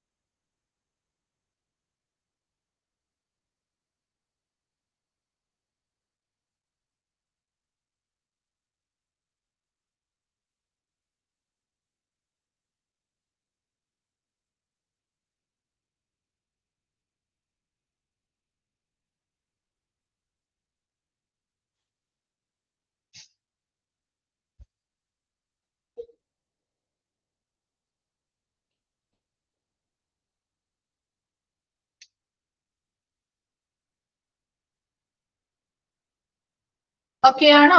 Bed planning clear ആണോ? നമ്മൾ നെക്സ്റ്റ് ഭാഗത്തേക്ക് പോവാണ് കേട്ടോ. ഇനി അടുത്തത് നമ്മൾ നോക്കുന്നത് ഹോസ്പിറ്റലിന്റെ സൈസ്. എത്രത്തോളം സൈസ് ഉള്ള ഹോസ്പിറ്റൽ അല്ലെങ്കിൽ വലിപ്പമുള്ള ഹോസ്പിറ്റൽ ആയിരിക്കണം. Between a very large hospital of say 1000 beds or so, which becomes extremely unwieldy to operate. ഇപ്പൊ നമുക്കറിയാം ഒരു 1000 ബെഡോ അല്ലെങ്കിൽ അതിൽ കൂടുതലോ ഒക്കെ ഉള്ള ഒരു ഹോസ്പിറ്റൽ എന്ന് പറയുമ്പോൾ അത് പ്രവർത്തിപ്പിക്കാൻ വളരെ ബുദ്ധിമുട്ടായിരിക്കും അല്ലെ. അതെല്ലാം നമുക്ക് നല്ല രീതിയിൽ പ്രവർത്തിപ്പിക്കാൻ പറ്റും, കുറച്ചാണെങ്കിൽ നമുക്ക് നല്ല രീതിയിൽ പ്രവർത്തിപ്പിക്കാം. അതേസമയം 1000 ബെഡ് അതിൽ കൂടുതൽ എന്നൊക്കെ പറയുമ്പോൾ ഈ ഒരു കണക്ക് എന്ന് പറയുന്നത് വളരെ ചെറിയ കണക്ക് പോലെ തോന്നും, അതിനനുസരിച്ച് വലിയ ഹോസ്പിറ്റലുകളായിരിക്കും കേട്ടോ. ഇപ്പൊ നമ്മൾ ഈ ബെഡിന്റെ ആ ഒരു എങ്ങനെയാണ് ബെഡ് കൗണ്ട് ചെയ്യുന്നത് എന്നൊക്കെ പഠിക്കുന്നുണ്ട് കേട്ടോ. അപ്പൊ നോക്കി 1000 ബെഡോ അല്ലെങ്കിൽ അതിൽ കൂടുതലോ ഉള്ള ഒരു ഹോസ്പിറ്റൽ എന്ന് പറയുമ്പോൾ അത് നമുക്ക് പ്രവർത്തിപ്പിക്കാൻ വളരെ ബുദ്ധിമുട്ടായിരിക്കും. എന്നാൽ അതിനെ crystal hospital of say 50 beds also, ചെറിയ ഹോസ്പിറ്റലുകൾ നമ്മുടെ ഒരു 50 ബെഡോ അതിൽ കൂടുതലൊക്കെ ഉള്ള ഒരു ഹോസ്പിറ്റൽ ആകുമ്പോൾ A number of bed strength possible depending the need of each area, ഓരോ ഏരിയയുടെയും ആവശ്യകതകൾ മനസ്സിലാക്കി നമുക്ക് സാധ്യമായ രീതിയിൽ അത് പ്രവർത്തിപ്പിക്കാനായിട്ട് സാധിക്കും അല്ലെ. അപ്പൊ ഒരു വലിയ ഹോസ്പിറ്റലിനെ വെച്ച് നോക്കുമ്പോൾ ചെറിയ ഹോസ്പിറ്റലാണ് നമുക്ക് കുറച്ചുകൂടി പ്രവർത്തിപ്പിക്കാനായിട്ട് എളുപ്പമുള്ളത്, സാധ്യമാകുമെന്നാണ് പറയുന്നത്. ഫങ്ഷണൽ എഫിഷ്യൻസി സ്റ്റാൻഡ് പോയിന്റ്, ഒരു പ്രവർത്തനക്ഷമമായിട്ടുള്ള ഒരു കാര്യക്ഷമതയുടെ ആ ഒരു കാഴ്ചപ്പാടിൽ നിന്ന് നോക്കുമ്പോൾ it is advisable to plan 2 separate hospitals of 400 beds each with scope for future expansion rather than a single one of 800 beds. അപ്പോ ഒരു 800 ബെഡ് ഉള്ള ഒരു സിംഗിൾ ഹോസ്പിറ്റൽ പണിയുന്നതിനേക്കാൾ ഏറ്റവും ഉപകാരപ്രദമാവുന്നത് അല്ലെങ്കിൽ ഏറ്റവും എളുപ്പമാവുന്നത് എങ്ങനെയാ, ഒരു 800 ബെഡുള്ള ഒരു ഹോസ്പിറ്റൽ പണിയുന്നതിനേക്കാൾ 400 ബെഡുകളുള്ള 2 സെപ്പറേറ്റ് ഹോസ്പിറ്റലുകൾ പണിയുന്നതാണ്. മനസ്സിലാവുന്നുണ്ടോ? അപ്പൊ 2 സെപ്പറേറ്റ് ഹോസ്പിറ്റൽ പണിയുമ്പോൾ എന്താ അതിന്റെ എളുപ്പം എന്ന് വെച്ച് കഴിഞ്ഞാല് നമുക്ക് ഭാവിയിൽ എന്തൊരു വിപുലീകരണം നടത്താനുള്ളൊരു സ്കോപ്പ് അവിടെ ഉണ്ട്. മനസ്സിലായോ? ഇപ്പൊ നമ്മുടെ വീടൊക്കെ പണിയുമ്പോ ഒരു 2 നില വീട് അല്ലെങ്കിൽ ഒരു 4 നിലയുള്ള വീട് പണിയുന്നതാണോ, അതല്ലെങ്കിൽ അതിൽ നമുക്ക് പിന്നീട് എന്തെങ്കിലും മാറ്റങ്ങൾ വരുത്താൻ പറ്റുമോ? ഒരു 4 നിലയുള്ള ഒരു വീട് പണിതു നമ്മള്, അതിൽ നമുക്ക് അധികം പിന്നീട് മാറ്റങ്ങൾ വരുത്താൻ പറ്റും? ഇല്ല. അതേസമയം 2 നിലയുള്ള അല്ലെങ്കിൽ 1 നിലയുള്ള 2ഓ 4ഓ ബിൽഡിങ്ങുകളായിട്ടാണ് വീടുകളായിട്ടാണ് നമ്മൾ പറയുന്നതെങ്കിൽ നമുക്ക് എത്ര വേണമെങ്കിലും അത് എക്സ്റ്റെൻഡ് ചെയ്യാം അല്ലെ. സ്ഥലം ഉണ്ടെങ്കിൽ നമുക്ക് എത്ര വേണമെങ്കിലും അത് എക്സ്റ്റെൻഡ് ചെയ്യാമല്ലോ. അതുപോലെ ഇവിടെയും ഒരു 800 ബെഡുള്ള ഒരൊറ്റ ഹോസ്പിറ്റല് പണിയുന്നതിന് പകരം 400 ബെഡുകളുള്ള 2 സെപ്പറേറ്റ് ഹോസ്പിറ്റൽ ആയിട്ട് പണിതാൽ അവിടെ നമുക്ക് ഭാവിയിൽ ഫ്യൂച്ചർ എക്സ്പാൻഷൻ, ഭാവിയിലേക്കുള്ള വിപുലീകരണത്തിനൊരു സ്കോപ്പ് ഉണ്ടായിരിക്കുന്നതാണ്. ആദ്യത്തെ പാരഗ്രാഫിൽ എന്താ പറയുന്നത്, ഒരു വലിയ ഹോസ്പിറ്റൽ ആകുമ്പോൾ അതായത് ഒരു 1000 ബെഡോ അതിൽ കൂടുതലുള്ള ഒരു ബെഡുള്ള ഹോസ്പിറ്റൽ ആകുമ്പോൾ നമുക്കത് പ്രവർത്തിപ്പിക്കാൻ ബുദ്ധിമുട്ടായിരിക്കും. അതേസമയം ഒരു 50 ബെഡോ അതിൽ കൂടുതലോ ഉള്ള ചെറിയ ഹോസ്പിറ്റൽ ആകുമ്പോൾ അതിന് ആവശ്യകത, ഓരോ ഏരിയയുടെയും ആവശ്യകതകൾ അനുസരിച്ച് നമുക്ക് പ്രവർത്തനം നല്ല രീതിയിൽ സാധ്യമാണ്. ഇനി എന്താണ് അടുത്തത് പറഞ്ഞത്, ഒരു ഫങ്ഷണൽ എഫിഷ്യൻസി അല്ലെങ്കിൽ ഒരു പ്രവർത്തനക്ഷമതയുടെ പ്രവർത്തനപരമായിട്ടുള്ള ഒരു കാര്യക്ഷമതയെ വെച്ച് നമ്മൾ കണക്കാക്കുമ്പോൾ അല്ലെങ്കിൽ ആ ഒരു കാഴ്ചപ്പാടിൽ നോക്കുമ്പോൾ എപ്പോഴും ഒരു 800 ബെഡുള്ള ഒരു സിംഗിൾ ഹോസ്പിറ്റലിനേക്കാൾ ഉപരി 400 ബെഡുകളുള്ള 2 സെപ്പറേറ്റ് ഹോസ്പിറ്റൽ ആയിട്ടാണ് പണിയുന്നതെങ്കിൽ അത് നമുക്ക് കുറച്ചുകൂടി ഫ്യൂച്ചർ എക്സ്പാൻഷന് സ്കോപ്പ് ഉണ്ടാകുന്ന രീതിയിലാവും. Okay, then അടുത്ത paragraph, on the other hand, instead of building a small hospital of 50 beds, it would be profitable if these beds are added to an existing hospital in the area under an expansion project rather than a separate hospital. അതായത് നമ്മുടെ വീടൊക്കെ പണിയുന്നത് നമ്മൾ ആലോചിച്ചൊക്കെ എന്താ വെച്ചാല് നമ്മുടെ വീട്ടിലെ നമ്മളൊരു വീട് പണിയാണെന്ന് വിചാരിക്കാം. അപ്പൊ ഇവിടെയും ഒരു ഹോസ്പിറ്റലാണ് പണിയുന്നത് അല്ലെ. അപ്പൊ അവിടെ നമ്മളൊരു വീട് പണിയുമ്പോ നമുക്കിപ്പോ നമ്മൾ ആദ്യം വീട് പണിത് കഴിഞ്ഞപ്പോ നമുക്ക് കുറച്ച് സൗകര്യം കുറവായിട്ട് തോന്നുകയാണ് വിചാരിക്കും. ഇപ്പൊ നമ്മുടെ വിസിറ്റേഴ്സ് ആരെങ്കിലും ഒക്കെ നമ്മുടെ ഗസ്റ്റ് ഒക്കെ വന്നു കഴിഞ്ഞാല് അവർക്ക് കിടക്കാനും കാര്യങ്ങളോ ഒന്നും റൂം ഇല്ലെങ്കിൽ നമ്മൾ എന്താ ചെയ്യുന്നത്, വേറൊരു വീട് പണിയോ അതോ ഇതിന്റെ കൂടെ നമ്മള് 2 റൂം കൂട്ടിയെടുക്കും. എന്താ ചെയ്യാറ്, വേറൊരു വീട് അവർക്ക് വേണ്ടി പണിയോ അതോ 2 റൂമും കൂടി നമുക്ക് ആ വരുന്ന ഗസ്റ്റുകൾക്കോ കാര്യങ്ങൾക്കോ വേണ്ടിയിട്ട് ഇതിനെ കൂടെ കൂട്ടി പണിയാണോ ചെയ്യാം? നമ്മൾ എക്സ്റ്റെൻഡ് ചെയ്തെടുക്കുക ചെയ്യുക അല്ലെ. അപ്പൊ അതെന്തുകൊണ്ടാണ് അങ്ങനെ എക്സ്റ്റെൻഡ് ചെയ്തത്? കുറച്ചും കൂടി ലാഭകരം അതാണ്. നമ്മളൊരു വീട് പണിയുന്നതാണോ ഈ 2 റൂം എടുക്കുന്നതാണോ ഏറ്റവും നമുക്ക് ലാഭകരമായിട്ടുള്ള കാര്യം? ഈ 2 റൂം എടുക്കുന്നത് തന്നെയാണ് അല്ലെ. ഒരു വീട് പണിയുന്ന അത്രയും പൈസയൊന്നും ഒരു 2 റൂം എടുക്കാൻ വേണ്ടിയിട്ട് വേണ്ടി വരില്ല. അതുപോലെ തന്നെ ഇവിടെ നമുക്കൊരു ഹോസ്പിറ്റൽ പണിയണം അല്ലെങ്കിൽ ഒരു 50 small hospital, institute of building a small ഒരു 50 ബെഡുള്ള ഒരു ചെറിയ ഹോസ്പിറ്റല് നമുക്ക് പണിയണമെങ്കിൽ പണിയുന്നതിനുപരി ഇറ്റ് വുഡ് ബി പ്രോഫിറ്റബിൾ, കുറച്ചുകൂടി ലാഭകരമായിട്ടുള്ള ഒരു കാര്യം എന്ന് പറയുന്നത് if these beds are added to an existing hospital, നിലവിൽ അവിടെ പ്രവർത്തിക്കുന്ന ഒരു ആശുപത്രിയിലേക്ക് ഇതെന്ത് ചെയ്യണം, ആഡ് ചെയ്ത് കൊടുക്കണം. നമ്മുടെ വീട്ടിൽ നമ്മൾ റൂം എക്സ്റ്റെൻഡ് ചെയ്ത് എടുക്കുന്നത് പോലെ തന്നെ 50 ബെഡുള്ള ഒരു ഹോസ്പിറ്റൽ മതി, നമുക്ക് അവിടെ 50 ബെഡിന്റെ ഒരു ഹോസ്പിറ്റലാണ് ആവശ്യം എങ്കിൽ അതൊരെണ്ണം പണിയുന്നതിനുപരി നമുക്ക് കുറച്ചും കൂടി ലാഭം എങ്ങനെയാണ്? ഈ പറയുന്ന നിലവിലുള്ള ഹോസ്പിറ്റലിലേക്ക് ഈ 50 ബെഡുള്ള ഹോസ്പിറ്റലിനെ എന്ത് ചെയ്യുന്നു? ആഡ് ചെയ്ത് കൊടുക്കുന്നു. അണ്ടർ ആൻ എക്സ്പാൻഷൻ പ്രൊജക്ട്, അത് വിപുലീകരണ പ്രൊജക്ടിന്റെ ഭാഗമായിട്ട് അത് എക്സ്പാൻഡ് ചെയ്ത് ഒരു 50 ബെഡും കൂടി ഉൾപ്പെടുത്താവുന്ന രീതിയിൽ നമ്മൾ ആ ഒരു നിലവിലുണ്ടായിരുന്ന ഹോസ്പിറ്റലിനെ വിപുലീകരിക്കുകയാണ് ചെയ്യുന്നത്. മനസ്സിലാവുന്നുണ്ടോ? മനസ്സിലാവുന്നുണ്ടോ? മിസ് പറയുന്നത് മനസ്സിലാവുന്നുണ്ടോ? റാദർ ദാൻ സെപ്പറേറ്റ് ഹോസ്പിറ്റൽ, ഒരു സെപ്പറേറ്റ് ഹോസ്പിറ്റൽ ബിൽഡ് ചെയ്യുന്നതിന് പകരം നിലവിലുള്ള ഹോസ്പിറ്റലിലേക്ക് 50 ബെഡ് കൂടി ആഡ് ചെയ്ത് നമുക്ക് കൊണ്ടു നടക്കാൻ പറ്റുന്ന രീതിയിൽ അതിനെ വിപുലീകരിക്കുക. അതല്ലേ കുറച്ചും കൂടി പ്രോഫിറ്റബിളും ലാഭകരവും അല്ലെ? Exception to this would be if the project demand is more than only 50 beds. അതായത് ഇനി ഇതിനൊരു എക്സെപ്ഷൻ ഉണ്ട്. അതായത് നമുക്കൊരു 50 ബെഡിൽ കൂടുതലാണ് ഈ പ്രൊജക്ട് അല്ലെങ്കിൽ ആ ഒരു ഏരിയയില് ആവശ്യമെന്ന് വിചാരിക്കാം. 50 ബെഡ് വരെയുള്ള കാര്യമാണ് നമ്മൾ പറഞ്ഞത്. 50 ബെഡിൽ കൂടുതലാണ് അവിടെ ആവശ്യകതയുള്ളതെങ്കിൽ then these 50 beds can start as the first phase of a bigger house with appropriate allowance in land requirement and budget provision. അപ്പൊ നമ്മൾ എന്ത് ചെയ്യുന്നു? അപ്പൊ നമ്മുടെ വീട് പണിത് നമുക്ക് താമസിക്കാനായിട്ടുള്ള ഒരു വീടും കാര്യങ്ങളുമായി ഇനി നമുക്ക് ഒരു ആരെങ്കിലും ജസ്റ്റ് അല്ലെങ്കിൽ വേറെ നമുക്ക് എന്തെങ്കിലും ഒരു വാടകയ്ക്ക് ഒരു വീട് കൊടുക്കണം, അല്ലെങ്കിൽ നമുക്ക് സ്ഥലവും കാര്യങ്ങളൊക്കെ ഉണ്ട്. നമ്മൾ ആദ്യം എന്ത് ചെയ്യും? ഒരു ചെറിയ ഒരു നിലയുള്ള ഒരു വീട് പണി അല്ലെ? ആദ്യം ഒരു നിലയുള്ള ഒരു വീടല്ലേ പണിയാം.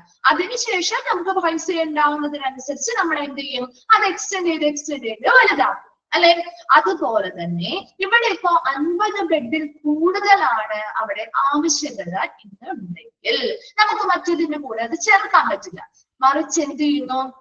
നമ്മളൊരു വലിയ വീട് വെക്കാനുള്ള ഒരു ആദ്യ പടി പോലെ, നമ്മൾ വലിയ വീട് വെക്കുന്നതിന് മുൻപ് ആദ്യം ഫസ്റ്റ് നിലയിലെ ബിൽഡ് ചെയ്യുന്നത് അല്ലെ? ഫസ്റ്റ് ഫ്ലോറും കാര്യങ്ങളും ആ ഒരു ഫസ്റ്റ് നില നമ്മൾ പൂർത്തിയാക്കും. അതിനുശേഷമല്ലേ നമ്മൾ ബാക്കി പണികളിലേക്ക് പോവാം. അതുപോലെ തന്നെ ഇവിടെ ഒരു വലിയ വീട് വെക്കുന്നത് പോലെ തന്നെ നമ്മൾ ആദ്യം ആ ഒരു 50 ബെഡിൽ കൂടുതലുള്ള ആ ഒരു ഹോസ്പിറ്റല് സ്റ്റാർട്ട് ചെയ്യുന്നു. അതെന്തിന്റെ മുന്നോടിയാണ്? വലിയൊരു ഹോസ്പിറ്റല് അതുമായി ബന്ധപ്പെട്ട് വരാനിരിക്കുന്നതിന്റെ മുന്നോടിയായിട്ട് അതിനാവശ്യമായ ബഡ്ജറ്റുകൾ നൽകുകയും അതിനാവശ്യമായ ലാൻഡിന് ആവശ്യമായിട്ടുള്ള അനുമതികൾ വാങ്ങി നൽകുകയും അതിനനുസരിച്ച് നമ്മളൊരു ബിഗർ ഹൗസ് നമ്മൾ ബിൽഡ് ചെയ്യുമ്പോൾ അതിന്റെ ആദ്യ സ്റ്റേജ് എങ്ങനെയാണോ അതുപോലെ തന്നെ നമ്മൾ ഈ ഒരു 50 ബെഡിൽ കൂടുതലുള്ള ചെറിയ ഹോസ്പിറ്റൽ ആദ്യം സ്ഥാപിക്കും. ക്ലിയർ ആയോ? ആ ഒരു പാരഗ്രാഫ് മനസ്സിലാവുന്നുണ്ടോ? പറയുന്നത് അതിങ്ങനെ കുറച്ച് ഇതായിട്ട് കൊടുത്തിരിക്കുന്നത് കൊണ്ടാണ് മിസ് ഒന്ന് കണക്ട് ചെയ്യാൻ വേണ്ടി പറഞ്ഞു തന്നെ കേട്ടോ. അപ്പൊ അങ്ങനെ ഒന്ന് ആലോചിച്ചാൽ മതി. ഒരിക്കലും ഒരു 50 ബെഡ് വരെയാണെങ്കിൽ നമുക്ക് ആ ഒരു നിലവിലുള്ള ഹോസ്പിറ്റലുമായിട്ട് എന്ത് ചെയ്യാം? ആഡ് ചെയ്ത് കൊടുത്ത് ഒരു എക്സ്പാൻഷൻ പോലെ എക്സ്റ്റെൻഡ് ചെയ്ത് നമുക്ക് എന്ത് ചെയ്യാം? അത് അവിടെ സ്ഥാപിക്കാം. അതേസമയം 50 ബെഡിൽ കൂടുതലാണ് ആവശ്യകതയെങ്കിൽ ഒരു പുതിയ ഹോസ്പിറ്റൽ പോലെ നമുക്ക് ബിൽഡ് ചെയ്യുക. അത് ചെറിയ രീതിയിലാണ് ആദ്യം തുടങ്ങുന്നത്. നമ്മുടെ വീട്ടിലെ വീടൊക്കെ നമ്മൾ വെക്കുമ്പോൾ ആദ്യം നമ്മൾ ആദ്യത്തെ ഫ്ലോർ മാത്രമല്ലേ ചെയ്യുള്ളൂ. അതുപോലെ തന്നെ ചെറിയ ബിൽഡിംഗ് ആയിട്ട് വെക്കും. അതിനുശേഷം നമുക്ക് ഭാവിയിൽ എത്ര വേണമെങ്കിലും അതിനെ വിപുലീകരിക്കാവുന്നതാണ്. ക്ലിയർ ആണോ? സെക്കൻഡ് പാരഗ്രാഫ് നെക്സ്റ്റ് പറയാലോ. Then if it is too large, ഇനി നമുക്ക് നോക്കാം. ഈ ഒരു ഹോസ്പിറ്റൽ എന്ന് പറയുന്നത് വളരെ ലാർജ് ആണ്, വലിയൊരു ഹോസ്പിറ്റൽ ആണെങ്കിൽ അവിടുത്തെ ഒരു പ്രത്യേകത എന്ന് പറയും, നമ്മുടെ വലിയൊരു വീടാണെന്ന് വിചാരിക്കുക. നമ്മുടെ വലിയ വീട്ടിൽ ഓരോരുത്തർക്കും ഓരോരോ റൂമും കാര്യങ്ങളും ഒക്കെ ഉണ്ട്. നമ്മുടെ ചെറിയ വീട്ടിലാണോ വലിയ വീട്ടിലാണോ ഏറ്റവും കൂടുതൽ നല്ല രീതിയിൽ ഒരു ഒത്തൊരുമയും എല്ലാവരും തമ്മിൽ അങ്ങോട്ടും സംസാരിച്ചും കളിച്ചും ചിരിച്ചും ഫുഡ് കഴിക്കാനൊക്കെ ഒരുമിച്ചിരിക്കുന്നത് ചെറിയ വീട്ടിലായിരിക്കും, അല്ലെങ്കിൽ വലിയൊരു എല്ലാവർക്കും റൂമുള്ള ഒരു വീടുകളിലായിരിക്കും, ചെറിയ വീട്ടിലായിരിക്കും അല്ലെ? അതുപോലെ തന്നെ ഇവിടെയും ഒരു വലിയ ഹോസ്പിറ്റൽ ആകുമ്പോൾ സ്വാഭാവികമായിട്ടും tends to lose its personal touch. മറ്റുള്ള വ്യക്തികളുമായിട്ട് അവിടെയുള്ള ആളുകൾ അല്ലെങ്കിൽ വ്യക്തികളുമായിട്ടുള്ള ഒരു ടച്ച് എന്ന് പറയുന്നത് കുറവായിരിക്കും അല്ലെ? നമ്മുടെ വലിയ വീടുകളിലെ പോലെ തന്നെ ഓരോരുത്തരും അവരുടെ റൂമിൽ കയറിയിരിക്കുന്നു, അവരുടേതായ കാര്യങ്ങൾ ചെയ്യുന്നു, അവർക്ക് ഇഷ്ടമുള്ളത് അവർ ഭക്ഷണം കഴിക്കുന്നു, പോകുന്നു അല്ലെ?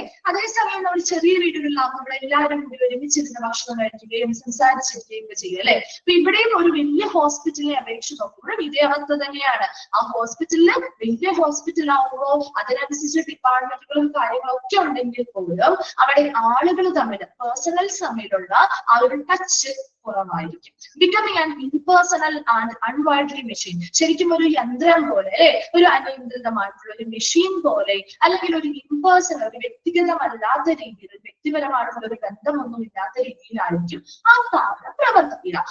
Lower end of the scale. ഇനി നമ്മൾ നോക്കുകയാണ് ഒരു ഗവൺമെന്റ്, അതായത് സാധാരണ ഒരു ജനറൽ ഹോസ്പിറ്റല്, നമ്മുടെ ഏറ്റവും താഴെ തട്ടിൽ കിടക്കുന്ന ഹോസ്പിറ്റലാണ് അല്ലെ, ലോവർ സ്കെയിലിൽ കിടക്കുന്ന ഹോസ്പിറ്റലാണ് ജനറൽ ഹോസ്പിറ്റൽ എന്ന് പറയുന്നത്. ആ ജനറൽ ഹോസ്പിറ്റലിൽ ഫീവർ ദാൻ 100 ബെഡ്സ്, ഒരു 100 ബെഡ് എങ്കിലും കുറവെങ്കിലും ഉണ്ടാവില്ല. 100 ബെഡ് എങ്കിലും നമ്മുടെ ജനറൽ ഹോസ്പിറ്റലിൽ ഉണ്ടായിരിക്കും.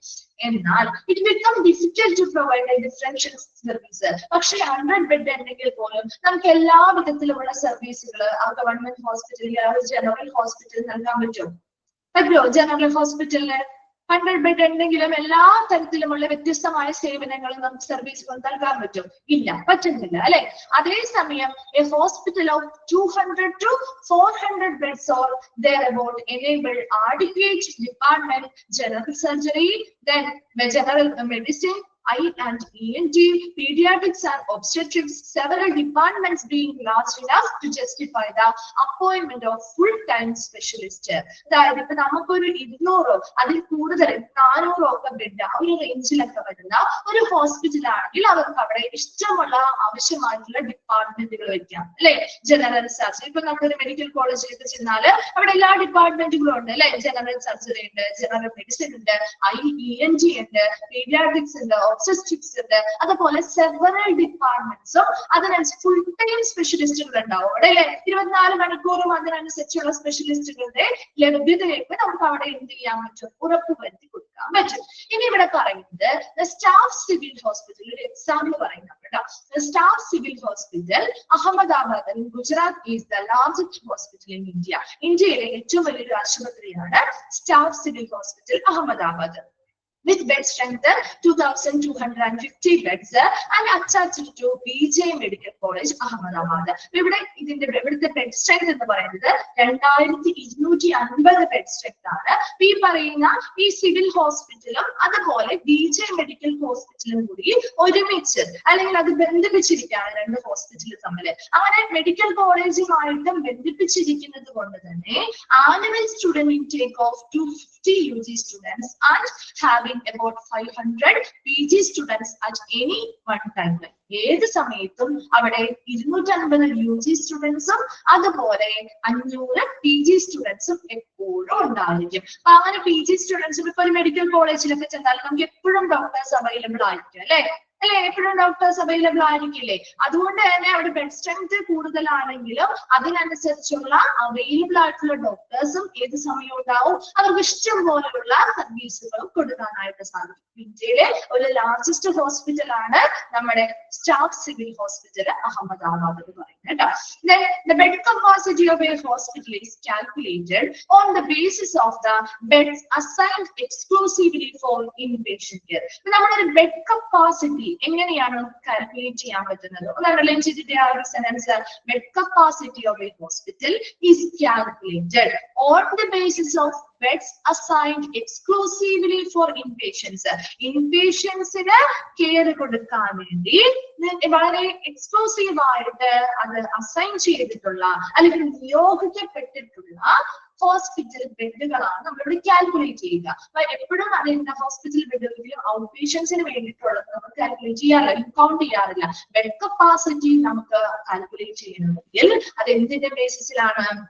ഇൻപേഷ്യൻസിന് കൊടുക്കുന്ന പരിചരണത്തിന് വേണ്ടി നമ്മൾ ആശ്രയിക്കുന്ന ബെഡുകൾ ഉണ്ടാകുമല്ലോ, അതിനുവേണ്ടി നിയോഗിച്ചിട്ടുള്ള ബെഡുകളില്ലേ, അതാണ് നമ്മൾ ഇതിനെ കൗണ്ട് ചെയ്യുന്നത്. അതിലും ചില വ്യത്യാസങ്ങളുണ്ട് കേട്ടോ നമ്മൾ പറയുന്നത്. For this purpose the beds in the following area included in the bed count. അപ്പൊ ബെഡ് കൗണ്ടിൽ ഉൾപ്പെടുന്ന ഏരിയാസും ഇനി ഏതൊക്കെ ഏരിയാസ് ആണ് നമുക്ക് കൗണ്ട് ചെയ്യാത്തതെന്ന് കൂടി താഴെ പറയുന്നുണ്ട് കേട്ടോ. അതിൽ ഒന്നാമത്തതാണ് ഒബ്സർവേഷൻ ബെഡ്സ്. എന്തായിരിക്കും? Equipped and staffed for overnight use. ഇപ്പൊ രാത്രി കാലങ്ങളിലേക്ക് നമ്മൾ ഉപയോഗത്തിന് വേണ്ടി നമ്മൾ ഒബ്സർവേഷന് വേണ്ടിയിട്ട് ബെഡുകൾ ഇടാറില്ലേ? അതായത് അവിടെ ഒരു സ്റ്റാഫ്, ഒബ്സർവേഷൻ എന്ന് പറയുമ്പോൾ എന്താ? നിരീക്ഷിക്കുകയാണ് അല്ലെ. അപ്പൊ നിരീക്ഷിക്കുന്നതിന് വേണ്ടി സ്റ്റാഫുകളെയൊക്കെ അവിടെ സജ്ജമാക്കിയിട്ടുണ്ടാവില്ലേ? ഉണ്ടാവും. സ്റ്റാഫ് ഉണ്ടാവില്ലേ? ഇവിടെ എപ്പോഴും നിങ്ങളൊന്ന് ശ്രദ്ധിക്കേണ്ട കാര്യം, നമ്മൾ ബെഡ് കൗണ്ട് എടുക്കുക, അല്ലെങ്കിൽ എത്ര നമ്പർ ഓഫ് ബെഡ്സ് ആണ് നമ്മൾ ബെഡ് കൗണ്ട്, ഹോസ്പിറ്റലിലെ ബെഡ് കൗണ്ട് ചെയ്യുമ്പോൾ ഉണ്ടാവുക എന്ന് പറയുന്നത് ടോട്ടൽ നമ്പർ ഓഫ് ഇൻപേഷ്യൻസിന് കൊടുക്കുന്ന ടോട്ടൽ നമ്പർ ഓഫ് ബെഡുകൾ തന്നെയാണ്. പക്ഷേ അവിടുത്തെ കൗണ്ട് ചെയ്യുന്ന ബെഡുകളുടെ എണ്ണം എന്ന് പറയുന്നത് നമ്മൾ കൃത്യമായിട്ട് റെഗുലർലി മെയിൻറ്റെയിൻ ചെയ്യുന്ന സ്റ്റാഫുകളുള്ള, കണ്ടിന്യൂസ് ആയിട്ട് കെയർ കൊടുക്കാൻ പറ്റുന്ന, ഇൻപേഷ്യൻസിന് കണ്ടിന്യൂസ് കെയറും കൊടുക്കാൻ പറ്റുന്ന സ്റ്റാഫുകളെ സജ്ജമാക്കിയിട്ടുള്ള, റെഗുലർലി മെയിൻറ്റെയിൻ ചെയ്യുന്ന ടോട്ടൽ നമ്പർ ഓഫ് ബെഡ് മാത്രമേ നമ്മൾ കൗണ്ട് ചെയ്യുള്ളൂ കേട്ടോ. മനസ്സിലാവുന്നുണ്ടോ? എപ്പോഴും നമുക്ക് സ്റ്റാഫുകളെ സജ്ജമാക്കി, ഇപ്പൊ എന്നൊരു എക്സാമ്പിൾ നമ്മൾ പറയാണ്, ഇപ്പൊ ഒരു ടെമ്പററി ആയിട്ട് ഈ താൽക്കാലികമായിട്ടുള്ള കാര്യങ്ങളൊന്നും നമ്മൾ കൺസിഡർ ചെയ്യില്ല. മനസ്സിലായോ? ബെഡ് കൗണ്ട് എന്ന് പറയുമ്പോൾ ഇപ്പൊ ഒരു ICUവിന്റെ ബെഡ് നമുക്ക് എടുക്കാം അല്ലെ? കുറച്ച് നാളൊക്കെ ചിലപ്പോൾ നമ്മൾ കൂടുതൽ നാള് സ്റ്റേ ചെയ്തിട്ട് ട്രീറ്റ്മെന്റ് എടുക്കുന്നതാണ് വാർഡുകൾ എടുക്കാം. അപ്പൊ അവിടെയൊക്കെ വാർഡുകളൊക്കെ എടുക്കുന്നുണ്ടെങ്കിൽ പോലും അവിടെ പ്രത്യേകമായിട്ടുള്ള സ്പെഷ്യൽ കെയർ കൊടുക്കുന്ന ബെഡുകളില്ലേ?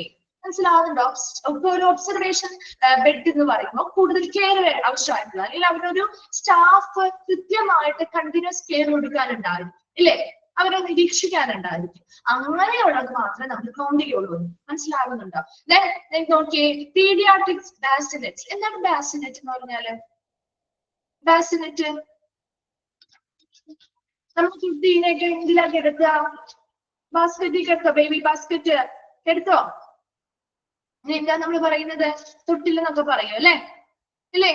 കുട്ടികളെ കിടത്തുന്ന ബേബി ബാസ്കറ്റിനെയാണ് ബാസിനെറ്റ് എന്ന് പറയാ കേട്ടാ. ഇൻക്യുബേറ്റേഴ്സ് ഉണ്ട് പീഡിയാട്രിക് ഡിപ്പാർട്ട്മെന്റിൽ അല്ലെ? പീഡിയാട്രിക് ഡിപ്പാർട്ട്മെന്റിലുള്ള ബാസിനെറ്റ്സ്, ഇൻക്യുബേറ്റേഴ്സ് മുതലായവയ്ക്ക് അപ്പൊ അത് പ്രത്യേകമായിട്ട് അവിടെ കുട്ടികൾക്ക് പരിചരണവും കാര്യങ്ങളും ഒക്കെ കൊടുക്കുന്നുണ്ടെങ്കിൽ അങ്ങനെയുള്ള ബെഡുകളെ അത് ബെഡായിട്ട് നമ്മൾ കൺസിഡർ ചെയ്യുന്നുണ്ട്. എന്നാൽ however beds in the following area do not form a part of the count. ഈ കൗണ്ടിൽ ഉൾപ്പെടാത്ത ചില ഭാഗങ്ങൾ അല്ലെങ്കിൽ ബെഡുകൾ ഉണ്ട്. അത് ഏതൊക്കെയാണെന്ന് വെച്ചാൽ bassinets and incubators in the maternity suite. എന്താണ് മെറ്റേണിറ്റി സ്യൂട്ടിലുള്ള ബാസിനെറ്റ്സ് ആൻഡ് ഇൻക്യുബേറ്റേഴ്സ് എന്ന് പറയുന്നതിന്റെ പ്രത്യേകത എന്താണ്? പ്രസവം കഴിഞ്ഞ് വരുന്ന അല്ലെ, മെറ്റേണിറ്റിയുമായി ബന്ധപ്പെട്ട പ്രസവാനന്തരമായിട്ടുള്ള ബാസിനെറ്റ്സ്. ഇപ്പൊ കുട്ടികളെ കൊണ്ടുവന്ന് നമ്മൾ കിടത്താറുണ്ട്. അത് കഴിഞ്ഞ് നമ്മള് കുറെ ദിവസം നമ്മൾ അവിടെ താമസിക്കോ അല്ലെങ്കിൽ ട്രീറ്റ്മെന്റ് എടുക്കോ? കുറെ ടെമ്പററിയാണ് അല്ലെ? ടെമ്പററിയാണ്, താൽക്കാലികമായിട്ടാണ്. അപ്പൊ കുറച്ച് ദിവസങ്ങൾ കഴിയുമ്പോൾ നമ്മൾ സ്വാഭാവികമായിട്ട് പോവാണ്. അതുപോലെ ഈ കുട്ടികളെ നമ്മൾ ഈ ഒരു ബാസ്കറ്റ് അല്ലെങ്കിൽ ബേബി ബാസ്കറ്റിൽ ഇട്ടെങ്കിൽ പോലും അവിടെ എപ്പോഴും ഒരു സ്റ്റാഫ് വന്ന് നമ്മൾ അവരെ പരിചരിക്കാനായിട്ട് നിൽക്കുന്നുണ്ടോ അവരുടെ അടുത്ത്? ഇല്ല. അത് നമ്മുടെ കൂടെയുള്ള ആളുകൾ അല്ലെങ്കിൽ ആ കുട്ടിയുടെ അമ്മയും അല്ലെങ്കിൽ അവരുടെ കൂടെയുള്ള ആളുകൾ തന്നെ പരിചരണം കൊടുക്കുന്നത് അല്ലെ? അപ്പൊ അങ്ങനെയുള്ളതൊന്നും നമ്മൾ അതുകൊണ്ട് കൺസിഡർ ചെയ്യുന്നില്ല എന്നാ പറയുന്നത്. Labour room beds. ലേബർ റൂമിലെ ബെഡുകൾ എങ്ങനെയാണ്? ഒരുപാട് സമയം നമ്മൾ ലേബർ റൂമിൽ നിൽക്കോ അല്ലെങ്കിൽ താമസിച്ച് ട്രീറ്റ്മെന്റ് എടുക്കോ? ഇല്ല അല്ലെ? ടെമ്പററി അല്ലേ? ഇത് താൽക്കാലികമാണ് അല്ലെ? അപ്പൊ അതുകൊണ്ട് തന്നെ അത് നമുക്ക് കൗണ്ട് ചെയ്യാൻ പറ്റില്ല. അടുത്തതായിട്ട് പറയുന്നത് കാഷ്വാലിറ്റി ഓർ എമർജൻസി ഡിപ്പാർട്ട്മെന്റ്. എങ്ങനെ കാഷ്വാലിറ്റി അല്ലെങ്കിൽ എമർജൻസി ഡിപ്പാർട്ട്മെന്റില് കേസുകൾ വന്നാല് കുറച്ച് സമയത്തിനുള്ളിൽ അവരവിടുന്ന് മാറ്റും അല്ലെ? ഐസിയിലേക്ക് പോകേണ്ട പേഷ്യൻസ് ആണെങ്കിൽ ഐസിയിലേക്ക് കൊണ്ടുപോകും, വാർഡിലേക്ക് പോകേണ്ട പേഷ്യൻസ് ആണെങ്കിൽ വാർഡിലേക്ക് കൊണ്ടുപോകും, അല്ലെങ്കിൽ റൂമിലേക്ക് മാറ്റും, അല്ലെങ്കിൽ വേറെ എവിടെയെങ്കിലും റെഫർ ചെയ്യേണ്ടതാണെങ്കിൽ അതിനനുസരിച്ച് വരും. അല്ലാതെ ഐസിയു അല്ലെങ്കിൽ ഒരു കാഷ്വാലിറ്റി അല്ലെങ്കിൽ ഒരു എമർജൻസി ഡിപ്പാർട്ട്മെന്റില് കുറെ സമയം ഒരു വ്യക്തിയെ അവിടെ താമസിപ്പിക്കാറുണ്ടോ? ഉണ്ടോ? ഇല്ല. വളരെ ഷോർട്ട് ടേം ആയിട്ട് വളരെ കുറഞ്ഞ സമയം മാത്രമേ ഉള്ളൂ അല്ലെ? അതുകൊണ്ട് അത് നമുക്ക് കൗണ്ട് ചെയ്യാൻ പറ്റില്ല. Recovery room. ഒരു സർജറി ഒക്കെ കഴിഞ്ഞിട്ട് നമ്മൾ ഒരു റിക്കവറി റൂമിൽ നമ്മൾ കൊണ്ടുപോകാറില്ലേ? മാറ്റാറില്ലേ? ഒരു സർജറി അല്ലെങ്കിൽ ഒരു ഓപ്പറേഷൻ ഒക്കെ കഴിഞ്ഞ് കഴിയുമ്പോ അത് എത്രത്തോളം സമയമാണ്? നമുക്ക് ആ ഒരു ഒബ്സർവേഷൻ ചെയ്യുന്ന ഒരു കുറച്ച് സമയത്തേക്ക് മാത്രമേ ഉള്ളൂ അല്ലെ? കുറച്ച് സമയത്തേക്ക് മാത്രമല്ലേ നിർത്താറുള്ളൂ. അതിനുശേഷം നമ്മൾ റൂമിലേക്ക് അല്ലെങ്കിൽ വാർഡിലേക്ക് മാറ്റും അല്ലെ? അപ്പൊ അതുകൊണ്ട് അത് നമ്മൾ കൗണ്ട് ചെയ്യാൻ പറ്റില്ല. Another which are not equipped and staffed for overnight. രാത്രി കാലങ്ങളിലൊന്നും അതായത് സ്റ്റാഫുകൾ നമുക്കത് മേൽനോട്ടം വയ്ക്കാൻ അല്ലെങ്കിൽ നിരീക്ഷണം ചെയ്യാൻ ആവശ്യമായ സ്റ്റാഫുകളോ കാര്യങ്ങളോ ഒന്നും ഇല്ലാത്ത മറ്റ് ഏരിയാസ് അല്ലെങ്കിൽ മറ്റ് ബെഡുകളെ ഒന്നും നമുക്ക് ഇതിൽ കൗണ്ട് ചെയ്യാൻ പറ്റില്ല. കൗണ്ട് ചെയ്യാൻ പറ്റുന്നത് എന്ന് പറയുന്നത് എങ്ങനെയുള്ളതാണ്? പറഞ്ഞത് നമുക്ക് കൃത്യമായിട്ട് ഇൻപേഷ്യൻസിന് കൃത്യമായിട്ടൊരു കണ്ടിന്യൂസ് കെയർ കൊടുക്കുക. അതിനുവേണ്ടി അവരുടെ സ്റ്റാഫുകളെ സജ്ജമാക്കുക, റെഗുലർലി മെയിൻറ്റെയിൻ ചെയ്യുക. സ്റ്റാഫുകളെ സജ്ജമാക്കിയിട്ടുള്ള ടോട്ടൽ നമ്പർ ഓഫ് ബെഡുകൾ മാത്രമേ നമുക്ക് കൗണ്ട് ചെയ്യാൻ പറ്റുള്ളൂ കേട്ടോ. അല്ലാത്തവയൊക്കെ നമുക്ക് കൗണ്ട് ചെയ്യാൻ പറ്റില്ല. അതായത് ടെമ്പററി ആയിട്ട് അല്ലെങ്കിൽ സെയിം ഡേ, ചിലപ്പോ ഒരു ദിവസം ഒരു കാഷ്വാലിറ്റി എങ്ങനെയല്ലേ, ഒരു ദിവസം കൊണ്ട് തന്നെ ചിലപ്പോൾ ട്രീറ്റ്മെന്റ് എടുത്ത് തിരിച്ചു പോരാറുണ്ട്. അപ്പൊ അങ്ങനെ സെയിം ഡേ ട്രീറ്റ്മെന്റ് എടുത്ത് പോകുന്നതോ അങ്ങനെയുള്ളതൊന്നും നമുക്കിവിടെ കൗണ്ട് ചെയ്യാൻ പറ്റില്ല. കുറച്ച് സമയത്ത് മാത്രം എപ്പോഴും ഒരു സ്റ്റാഫ് നിന്ന് അവരെ നോക്കി അവർക്ക് ആവശ്യമായ കാര്യങ്ങൾ ചെയ്ത് കണ്ടിന്യൂസ് കെയർ കൊടുക്കുന്ന ബെഡുകളെ നമുക്ക് എന്ത് ചെയ്യാം. ഇൻപേഷ്യൻസിന്റെ കാര്യമാണ് കേട്ടോ. ഇൻപേഷ്യൻസിനെ അവർക്ക് ഔട്ട് പേഷ്യൻസിന് കൊടുക്കുന്നത് നമ്മൾ കൗണ്ട് ചെയ്യില്ലേ, ഇൻപേഷ്യൻസിന് കൊടുക്കുന്ന ഇങ്ങനെ കണ്ടിന്യൂസ് ആയിട്ട് കെയർ കൊടുത്ത് കൃത്യമായ റെഗുലർലി മെയിൻറ്റെയിൻ ചെയ്തു പോകുന്ന ടോട്ടൽ നമ്പർ ഓഫ് ബെഡുകൾ മാത്രമേ നമ്മൾ കൗണ്ട് ചെയ്യുള്ളൂ. അതിൽ ICU, വാർഡ് എല്ലാം വരും. കുറെ ലോങ് ആയിട്ട് നമ്മൾ ട്രീറ്റ്മെന്റ് കൊടുക്കുന്നത് അങ്ങനെയുള്ളത്. കാരണം സ്റ്റാഫുകൾ എപ്പോഴും അവിടെ തന്നെ ഉണ്ടാവും അല്ലെ, അതൊക്കെ ഉൾപ്പെടുന്നുണ്ട്. അല്ലാതെ ഈ പറഞ്ഞ പോലെ ടെമ്പററി ആയിട്ടുള്ള ഇടങ്ങളൊന്നും നമ്മൾ അതിൽ കൗണ്ട് ചെയ്യാൻ പറ്റില്ല. ക്ലിയർ ആണോ? അത് മനസ്സിലായോ? വേഗം ഒന്ന് വായിച്ചു നോക്കിയത്. ഹോസ്പിറ്റൽ സൈസ് വാർഡുകള് പ്രത്യേകമായിട്ട് നമ്മൾ ട്രീറ്റ്മെന്റ് ഒക്കെ കൊടുക്കുകയാണെങ്കിൽ അത് ഒബ്സർവേഷൻ ഒക്കെ വെച്ചിട്ടുള്ളതാണെങ്കിൽ നമുക്ക് കൗണ്ട് ചെയ്യും കേട്ടോ. വാർഡുകളിൽ അങ്ങനെ കൗണ്ട് ചെയ്യും. റൂമൊന്നും നമ്മൾ അങ്ങനെ കൗണ്ട് ചെയ്യാൻ പറ്റില്ല, റൂം ബെഡ്സ്. കാരണം അവിടെ നമ്മളെപ്പോഴും ഇപ്പൊ ട്രീറ്റ്മെന്റ് ഒന്നും ഏത് സമയവും നമുക്കൊരു കിട്ടുന്നില്ലല്ലോ. അവർ നമ്മളെ കൂടുതൽ സമയങ്ങളിൽ ഇപ്പൊ റൂം അങ്ങനെ പറയാം, വാർഡ് നമ്മൾ ചെയ്യാറുണ്ട്. വാർഡും റൂമുകൾ നമ്മൾ പ്രത്യേകമായിട്ട് നമുക്ക് അങ്ങനെ ഇപ്പൊ ഇച്ചിരി സീരിയസ് ആയിട്ടുള്ള ആളുകളൊക്കെ ആണെങ്കിൽ നമുക്ക് എപ്പോഴും ഒരു സ്റ്റാഫ് അവിടെ ഉണ്ടാവില്ലേ. നമ്മൾ എപ്പോഴും ഫുൾ ടൈം നമുക്ക് കണ്ടിന്യൂസ് ആയിട്ട് കെയർ ചെയ്യാൻ വേണ്ടിയിട്ട് നമുക്ക് തരൂലേ. അങ്ങനെയുള്ളതിന് മാത്രം കൗണ്ട് ചെയ്യുള്ളൂ കേട്ടോ.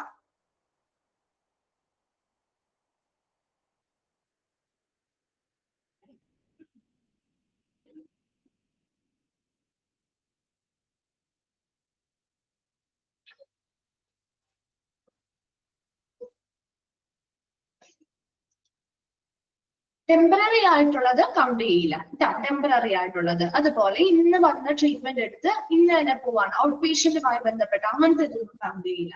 വാർഡും റൂമൊക്കെ നമുക്ക് കൗണ്ട് ചെയ്യാൻ പറ്റും. കാരണം എന്താ വെച്ച് കഴിഞ്ഞാൽ വാർഡിൽ നമ്മൾ ഓൾറെഡി പറഞ്ഞു ICU, വാർഡൊക്കെ അപ്പോഴും ഒരു നേഴ്സ് വന്ന് നമുക്ക് ആവശ്യമായ പരിചരണങ്ങൾ തരുന്നുണ്ടല്ലോ, അതുണ്ടല്ലോ.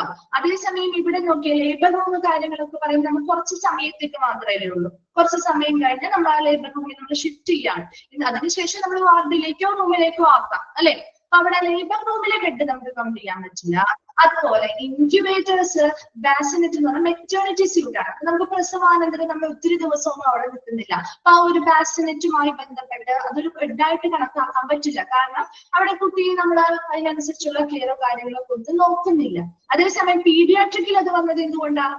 പീഡിയാട്രിക് ഡിപ്പാർട്ട്മെന്റിൽ വന്നത് എന്തുകൊണ്ടാണ്? അവിടെ നമുക്ക് കുട്ടികൾക്ക് ചിലപ്പോൾ എന്തെങ്കിലുമൊക്കെ പരിചരണങ്ങൾ ആവശ്യമായി വരികയാണെങ്കിൽ അവിടെ നമ്മൾ കുട്ടികളെ കിടത്താറുണ്ട് അല്ലെ, ചികിത്സയ്ക്ക് വേണ്ടി കിടത്താറുണ്ട്. അപ്പൊ അവിടെ ഓൾറെഡി നമുക്ക് ഒരു സ്റ്റാഫിന്റെ അസിസ്റ്റൻസും കാര്യങ്ങളും കിട്ടാറുണ്ട്. ഇൻക്യുബേറ്ററിൽ കിടക്കുമ്പോൾ അതുപോലെ തന്നെ.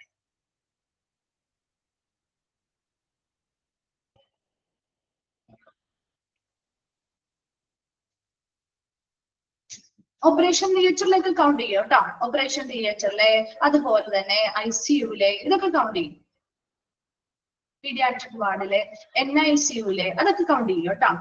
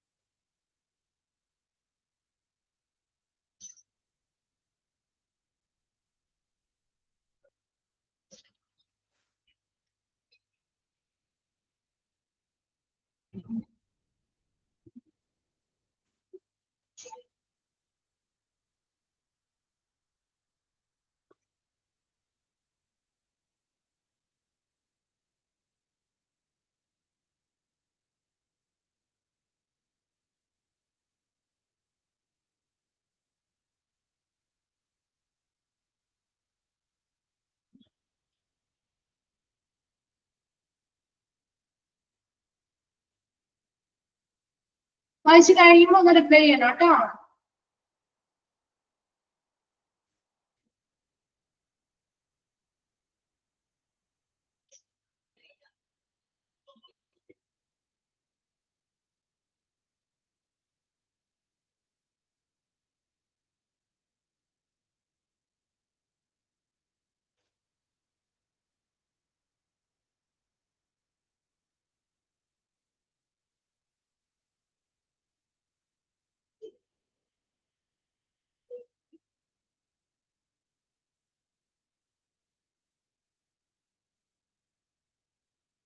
ഓക്കെ ആണോ? ക്ലിയർ ആണോ? ഓക്കെ, നെക്സ്റ്റ് ഭാഗത്തേക്ക് പോവാലോ. അടുത്തത് ചൂസിങ് എ സൈറ്റ് ആണ്. ജസ്റ്റ് ഒന്ന് പറഞ്ഞു വെക്കാം കേട്ടോ. Choosing a site. അപ്പൊ നമുക്കൊരു സ്ഥലം തിരഞ്ഞെടുക്കാം. ഹോസ്പിറ്റലുമായി ബന്ധപ്പെട്ട് നമ്മൾ എന്തൊക്കെ കാര്യങ്ങളാണ് നോക്കിയേ? ഹോസ്പിറ്റലിന്റെ സൈസ് എങ്ങനെയായിരിക്കണം, ഹോസ്പിറ്റലിന്റെ അതുപോലെ തന്നെ അതിന്റെ വ്യാപ്തി എത്രത്തോളം ആയിരിക്കണം അല്ലെ, എക്സ്റ്റെൻഡ് എത്രത്തോളം അസസ് ചെയ്തു, അതുപോലെ തന്നെ ഹോസ്പിറ്റലിന്റെ ബെഡ് പ്ലാനിങ് ചെയ്തു, ഹോസ്പിറ്റലിന്റെ സൈസ് നോക്കി. ഇനി അടുത്തതായിട്ട് ചൂസിങ് എ സൈറ്റ്. ഇതൊക്കെ കഴിഞ്ഞ് കഴിഞ്ഞാൽ ഒരു സ്ഥലം വേണ്ടേ നമുക്ക് ഹോസ്പിറ്റൽ ബിൽഡ് ചെയ്യാനായിട്ട് അല്ലെ. അതിനു വേണ്ടി ഒരു സ്ഥലം അടുത്തതാണ്. സെക്കൻഡ് ടാസ്ക് ആണ് of the planning team will be to choose the site for the hospital. ആ ഹോസ്പിറ്റലിന് വേണ്ടി ഒരു സൈറ്റ് അല്ലെങ്കിൽ സ്ഥലം തിരഞ്ഞെടുക്കുക എന്ന് പറയുന്നത്. എപ്പോഴും ആ ഹോസ്പിറ്റലിന് വേണ്ടി ഒരു സ്ഥലം തിരഞ്ഞെടുക്കുമ്പോൾ അനുയോജ്യമായിട്ടുള്ള ഒരു ഇടമായിരിക്കണം. അത് വളരെ പ്രധാനപ്പെട്ട ഒരു ഘടകമാണ് അല്ലെ. അതുപോലെ തന്നെ ആ ഫ്യൂച്ചറിൽ എക്സ്പാൻഷൻ നടത്താൻ, വിപുലീകരണം നടത്തുന്ന രീതിയിലുള്ള ഒരു ഇടമായിരിക്കണം അല്ലെ. ഒത്തിരി വളരെ ചുരുങ്ങിയ ഒരു ഇടമൊന്നും ആയിരിക്കരുത്. ഭാവിയിൽ നമുക്ക് എപ്പോ വേണമെങ്കിലും വിപുലീകരണം എക്സ്പാൻഷൻ നടത്തണമെങ്കിൽ അതിനനുസരിച്ചുള്ള സ്പേസ് ഒക്കെ അവിടെ ഉണ്ടായിരിക്കണം. അതുപോലെ ഹോസ്പിറ്റലിലെ ബെഡ് എത്രത്തോളം ആവശ്യകതയാണ്, ആ ഒരു ഡിമാൻഡിനനുസരിച്ച് എത്രത്തോളം എക്സ്പാൻഷൻ ഫ്യൂച്ചറിൽ നടത്താൻ പറ്റും, ഇതെല്ലാം നമ്മൾ ആദ്യം മനസ്സിൽ കണ്ടുകൊണ്ടായിരിക്കണം ഒരു സ്ഥലം തിരഞ്ഞെടുക്കാനായിട്ട്. ഇങ്ങനെ ഫ്യൂച്ചർ എക്സ്പാൻഷൻ നടത്തുന്ന സമയത്ത് ഭാവിയിലെ ഫ്യൂച്ചർ എക്സ്പാൻഷനോ ഗ്രോത്ത് ഒക്കെ ഉണ്ടാകുമ്പോൾ ഇതെല്ലാം നമുക്ക് വളരെ വലിയ രീതിയിൽ ചെയ്യാനായിട്ട് പറ്റുന്ന രീതിയിൽ വലിയൊരു കുറച്ച് അത്യാവശ്യം സ്പേസ് ഉള്ള ഒരു ഇടം തന്നെയായിരിക്കണം കണ്ടെത്തേണ്ടത്. ഇനി നമുക്കൊരു അർബൻ ഏരിയയിലാണെന്ന് വിചാരിക്കാം, അല്ലെങ്കിൽ ഒരു നഗരത്തില് നമുക്ക് ഇങ്ങനെ ഒരു സ്ഥലം കണ്ടെത്തുക എന്ന് പറയുന്നത് ചിലപ്പോൾ എന്താണ് ബുദ്ധിമുട്ടാണ് അല്ലെ. അങ്ങനെ ഒരു സ്ഥലം കണ്ടെത്താൻ ബുദ്ധിമുട്ടാണ്. കാരണം എന്താണ്, അവിടെ ഈ ആ ഒരു ചുറ്റുവട്ടത്ത് ഇത്രയും അധികം സ്പേസ് ഉള്ള ഏരിയാസ് കണ്ടെത്തുക എന്ന് പറയുന്നത് പറ്റും. അല്ലാതെ ചെറിയ ചെറിയ ഏരിയാസ് ഉണ്ടാവും, എന്നാലും ഇത്രയും സ്പേസ് ഉള്ള ഒരു ഏരിയ കണ്ടെത്തുക എന്ന് പറയുന്നത് ബുദ്ധിമുട്ടായതുകൊണ്ട് തന്നെ നമുക്ക് അവിടുത്തെ ടൗൺ പ്ലാനിങ് അതോറിറ്റിയുമായിട്ട് ബന്ധപ്പെട്ട് അവരുമായിട്ട് ഒരുമിച്ച് വർക്ക് ചെയ്തുകൊണ്ട് അങ്ങനെ ഒരു സ്ഥലം കണ്ടെത്താവുന്നതാണ്. അത്രയും മാത്രമേ നമ്മൾ ചൂസിങ് എ സൈറ്റില് പറയുള്ളൂ. എന്താണ് പറഞ്ഞത്, ജസ്റ്റ് വെറുതെ പറഞ്ഞു എന്നാണ് കേട്ടോ മിസ്. അടുത്ത ക്ലാസ്സിൽ നമുക്ക് ഒന്നുകൂടി ഡീറ്റെയിൽ ആയിട്ട് എടുക്കാം. സെക്കൻഡ് ടാസ്ക് എന്ന് പറയുന്നത് ഏതാണോ ആ ഒരു സൈറ്റ്. ഫസ്റ്റ് ടാസ്ക് ഏതായിരുന്നു ഓർക്കുന്നുണ്ടോ? ഫസ്റ്റ് ടാസ്ക് ഏതായിരുന്നു? ഡേറ്റാസ് കളക്ട് ചെയ്യുക അല്ലെ, കളക്ഷൻ ഓഫ് ഡേറ്റ അല്ലെ. രണ്ടാമത്തെ സെക്കൻഡ് ടാസ്ക് ആണ് പ്ലാനിംഗ് ടീമിന്. അങ്ങനെ ചോദിക്കുക സെക്കൻഡ് ടാസ്ക്, ഒരു പ്ലാനിംഗ് ടീമിന്റെ സെക്കൻഡ് ടാസ്ക് ഏതാണ് എന്ന് ചോദിച്ചാൽ ആ ഒരു choose the site for the hospital. ഹോസ്പിറ്റലിന് വേണ്ടിയുള്ള ആ ഒരു സൈറ്റ് ചൂസ് ചെയ്യുക എന്നുള്ളതാണ്. അപ്പൊ അതിനു വേണ്ടി ഏറ്റവും അനുയോജ്യമായിട്ടുള്ള ഇടം തന്നെ ആയിരിക്കണം കണ്ടെത്തേണ്ടത്.